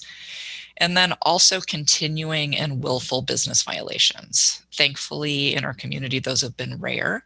We have had a really high level of cooperation and desire and recognition to move forward collectively for the greater good. And I think a recognition by our business community that our quickest path forward is together and complying and trying to stop the spread and get this under control. Pursuant to the currently declared emergencies at all levels of government, the city also took prior action to declare a local emergency, recognizing that there were fluid state measures, largely stemming from the state public health director and our county public health officer, that were necessary to address the evolving understanding of the novel coronavirus. And the council enacted via resolution for administrative enforcement of violations of COVID-19 for businesses that failed to comply and individuals engaging in this group activity that failed to comply with public health orders. And you did that through your safety enhancement zones through resolution 11099 and 11106. So the 099 was your emergency declaration that set forth all the findings and incorporated all of the findings of the previous emergency declarations. And 11106 was your resolution that subjected violations of emergency orders to administrative penalties. And the changes that we are asking you to make are set forth in red line here. Essentially, they're clarifications, and the issues that were raised during the recent Administrative Review Board hearing were largely focused on whether or not the council's resolution enacting administrative penalties for violations of the state public health orders were validly enacted as rules and regulations under your ordinance. And there was some dispute that a resolution is a valid rule or regulation. That was a little bit surprising to us, but nonetheless raised awareness among your staff that perhaps there could be greater clarity through your ordinances. And so I've detailed in the staff report and obviously in the attached emergency ordinance some clarifications that just make very explicit under your emergency services order that those state and county local orders are, to the extent authorized by council for enforcement, rules and regulations enacted under this chapter, as that phrase is used. Another issue that was raised as you're looking at this first subsection F was that an argument was made by counsel for Kennedy Club that while the emergency services director could have enacted such rules and regulations, the fact that the council did it by resolution somehow invalidated that enforcement action. And so section F there is just a clarification of what we thought was fairly clear and taken for granted, but just making explicit that the fact that your emergency ordinance allows your emergency services director to enact rules and regulations that later have to be validated by council in no way precludes the council from directly enacting those measures. So that really is just making explicit what we thought was clear and was certainly implicit. And then similarly, we're making very clear also in chapter 2.24 that a violation of any duly enacted public health measure to address the type of pandemic that we're in right now shall be presumed to, quote, imperil the lives or property of inhabitants of the city, and that failure to remedy those violations after direction by authorized city personnel shall be presumed to, quote, prevent, hinder, or delay the defense or protection thereof. And those are phrases, again, that are already used in your ordinance, but that we just felt would benefit from greater clarification and definition by the council explicitly. The modifications, the additions of sections D, E, and F, again, are meant to clarify the definition, the existing phrase used in your ordinance, in your emergency services ordinance, rule, or regulation issued pursuant to this chapter, again, for the same reasons we've discussed. And then section F is, again, just a clarification to make it crystal clear. It's stated in, you have authority, your staff has authority in other sections of your municipal code that says anything that is deemed a violation of the municipal code can be enforced either administratively, civilly, or criminally. But we thought it wise to just make that explicit in your actual emergency services ordinance so that there's no room for ambiguity left. And then finally, we're recommending the change to chapter 9.22020. Your existing ordinance allows the council by resolution to very quickly react to emerging situations and expand your otherwise stated safety enhancement zones by resolution. And it allows that by resolution because it recognizes that there can be very quickly emerging circumstances that won't allow for the time normally associated with an ordinance amendment. So that's existing authority. This change recommends that you expressly reference chapter 2.24 as a chapter that is subject to administrative enforcement under your safety enhancement zones. And it also expressly codifies that, for the reasons discussed before, that those types of violations present an immediate health and safety risk, that they be subject to an immediate penalty as a threat to public health and safety. And it sort of makes this provision self-executing in that it takes effect immediately upon the declaration of a federal, state, or local emergency that affects the city of San Luis Obispo, and it stays in place for the duration of that declaration. So it eliminates the need for the council to take an immediate additional step to activate your enforcement tools under that chapter. And with that, if the council has any questions, I'm happy to answer them. As an emergency ordinance, this does require a 4/5 vote of the council to pass, and it would take effect immediately upon passage by that 4/5 vote. So much for that, Christine. Councilmember Marks? Yes, I just had a question about the existing hearings that are going on. This ordinance is applied retroactively as well as prospectively. Is there any problem with that, or is the fact that it's, go ahead.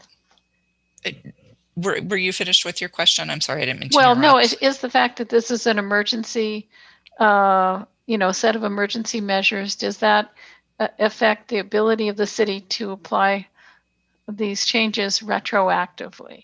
That's the question. So declarations and clarifications of existing law can be made effective both retroactively and prospectively because they don't affect a change in the law. They're simply an amplification or a clarification.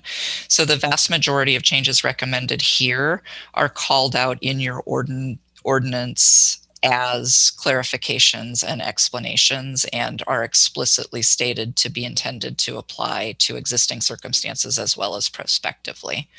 And that's particularly the case with respect to the clarification of what is encompassed by the phrase rules and regulations pursuant to this chapter. So yes, the city has taken the position in the existing enforcement actions that the authority already exists. This is a clarification that the prior resolution of the council was indeed intended to fall within the scope of this rules and regulations authority. And so we would proceed with those current enforcement actions on that premise. The ARB has been provided with this draft ordinance. They do meet again tomorrow. And assuming that the council adopts the ordinance, they would be bound by the council's interpretation of its own regulations. And then hopefully we achieve greater clarity and lack of ambiguity going forward, and with the more direct references in the municipal code.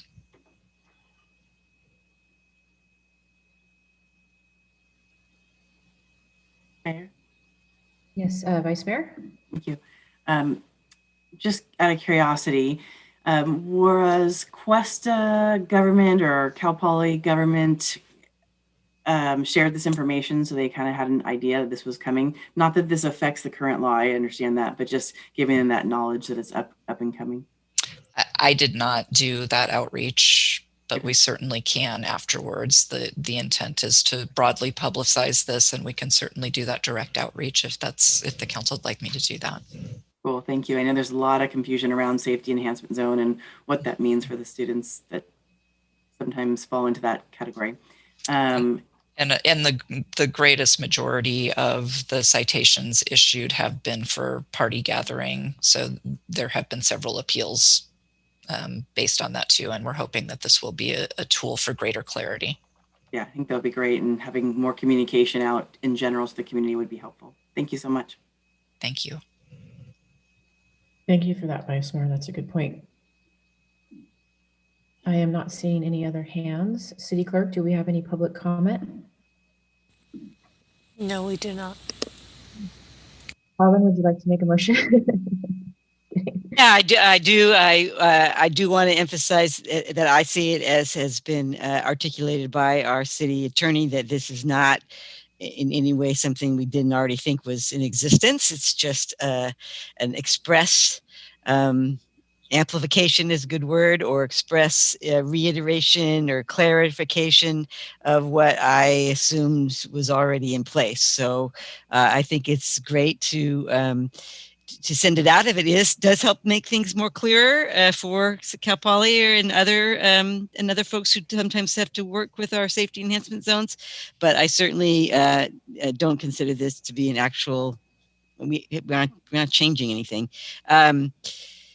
And it's too bad. It's too bad we have to do this, but I certainly support it, and I will go ahead and move staff's recommendation, and appreciate the efforts that staff is making to help keep our community safe and healthy. Thank you for that. Do we have a second? Yes, Councilmember Marks. I'd like to second it. Okay, great. City Clerk? Councilmember Christensen? Yes. Councilmember Marks? Yes. Councilmember Pease? Yes. Vice Mayor Stewart? Yes. Mayor Harmon? Yes, and with that, it passes 5-0. Thank you, Christine, for that. Thank you. All right, then with that, we will move on to its liaison reports and communications. And I have something I wanted to bring up. In the city's charter in section 106 under definitions, it says, when used in this charter, the masculine gender includes the feminine and neuter. And I just wanted to, just problematic. And I'm just wondering, I know if it's in the charter, Christine, what are our options? Can we just eliminate that? We have to take it to the voters because it's in the charter? Yes, it would. And we did this actually, well, it seems like just yesterday, but it's probably been more than a decade ago now, where we did a charter cleanup for just that type of thing. We had just outdated references. So yes, we can include that in sort of a larger cleanup effort at some point if it's the desire of the council to bring that forward, but it does require voter approval to change. Okay, that's what I thought. So can maybe you, Christine, can you put that in can we put that in our cart and then decide later what we want to check out and maybe add a few more things into the cart? Okay. Absolutely. Well, Madam Mayor, if I could just intervene, I would say that if the council's interested and there's some charter cleanup that perhaps as part of the work program for the major city goal, since really the ramp up is probably, an 18-month process to go through everything, I would suggest, forming an ad hoc committee or something to go through and do the cleanup and then bring it back. And then we have to put together the item to put on the ballot. So if it's something that the council is looking at, that it show up in the financial plan and the work program so that we can tee it up for the voters in 2022. Vice Mayor? Thank you, Mayor. I was asking the same question of City Manager earlier today, and looks like we have a couple things that would be nice to clean up going forward. I hope that we can separate the different items that we're looking for potentially in cleanup so that things don't get swept under all at once. So I don't know how to explain that, but we'll see how this all come along. Also, I just want to share, I went to the League of California Cities. They like to call themselves California Cities now. We're changing it up, no more league. And we went to the Community Services Policy Committee. I'm now the presidential appointee. And this was a really interesting committee. We are working on all sorts of things. There were about 10 really important priorities, but of course, like everything, we had to bring it down to 3 to 5. And caring for our seniors in the time of COVID-19 is one of the top priorities. Also, the governor, parks is a very high issue for him. So of course, we're looking at, then let's also make sure the city's parks can be focused in on at the same time. At the end of the meeting, we're about to close out, and if there was any questions or comments, I asked what the other cities were doing for their DEI efforts. And it spurred quite a conversation because some of the cities were really far along, San Gabriel, for example, and strangely, Sonoma County, I say strangely because they're somewhat rural, like because I come from there and they're somewhat rural like us, except just physically bigger. And they've partnered really closely with the county. Their county has an actual equity director. It's fantastic and works really well with the other cities in Sonoma County. And then I won't go through all of 400 and some odd cities, don't worry, but it was actually kind of heartening because we were actually quite far along in the process of our DEI work. We, really kind of jumped on this right away. And I guess not to say kudos to us, but in a way, a little bit that we're really caring and concerned about making our city more welcoming and more inclusive. And I just really appreciate that we can work with the other cities and learn from them. And also they can learn from us as well. So thank you for letting me be part of that. Councilmember Pease. Thank you. And Councilmember Stewart, I didn't realize you were also on one of the Cal Cities committees. I was able to get onto the environmental quality one for this year. So for the public who's watching, this is the League of California Cities has their own series of advisory bodies for state advocacy, basically. And so the focus on that committee is a lot of it is kind of the number one actually is solid waste and recycling. So I'm excited about the kinds of advocacy that's going to happen there. And then climate action, although it's more of climate change mitigation and resiliency. So as Derek Johnson quickly noticed that their platform doesn't really mention anything about carbon, and even that main line item isn't climate action, it's about mitigation. So we have some conversations to do there. And then, but energy, utilities and supporting CCA is a real priority. And then, gosh, a whole host of other things. So they meet quarterly, basically during the legislative session, so we can do updates after the next one. Thanks. That's all I have. Councilmember Marks. Yes, I just wanted to say that I miss doing the Pledge of Allegiance at the beginning of the city council meeting. And I understand there are certain technical questions about that. For instance, people saying it at different times, so it sounds all jumbled and like that. But I'm a member of the NAACP, and they have put out a notice that they want everybody to reclaim their flag tomorrow, the inauguration of the next president. And I think our city should reclaim our flag. And we could just put the words up there with the image of the flag and all read it together. So anyway, that's my moment of patriotism for the evening. So I don't know how how people would feel about doing that. I don't think it's anything we have to put on the agenda, but We talked about this initially when we shifted to the virtual format and we decided not to do it. And I appreciate the intention and what you're bringing up here. I do feel like it ends up being, I'm going to say awkward, but if people feel called to do it, there's no.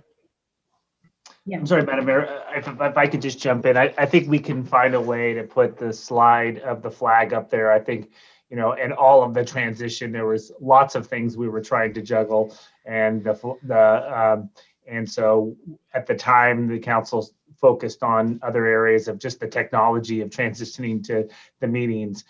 We can certainly see if we can find a flag to put up on the screen, and perhaps there's the bouncing ball that can follow the words, so we're all in sync and keep us together when we say the Pledge of Allegiance. So Mayor can lead us and pledge along. Yeah. So I like the idea that we don't have to all read it out loud, that it can just be there. Mm-hmm. Seems like a good way to kind of meet both those goals. Did anybody else grow up with, was it Sing Along with Mitch? Is that a thing? Christmas? Yeah. God, I'm getting old. Okay. Yes, I remember that. I loved that when I was a kid. I love to know what's going on, and yeah. Okay, so Derek, you're gonna work on some really awesome thing. I want to, if we're gonna do it, let's really go for it. I want okay, wait, hold on. Can we get Jackson Hamilton singing it with fireworks and I want rockets right there, whatever that is. Okay, bombs bursting in air. I know that's not the pledge. That's. Are you really trying to make me crazy? Oh, right. Great. Okay, Vice Mayor. I just want to say thank you, Councilmember Marks, for bringing that up. I completely blanked on that, and I do have to say I was just in a meeting this weekend that had the verbal Pledge of Allegiance, and it was horrific because everyone was all over the board. But I love the idea of putting the flag and the Pledge of Allegiance up. We can say it still with mute on, and it would be perfect. So thank you very much. That'd be fine. Yeah. Great. Great, great, great. A dawning of a new day. The last day today. Okay, and with that, we will adjourn. And our next regular city council meeting will be on Tuesday, February 2nd at 6 o'clock via teleconferencing. Thank you, everyone. Have a good night. Thank you. Wear your pearls. Have a good night. Thank you, everyone. Bye. Bye.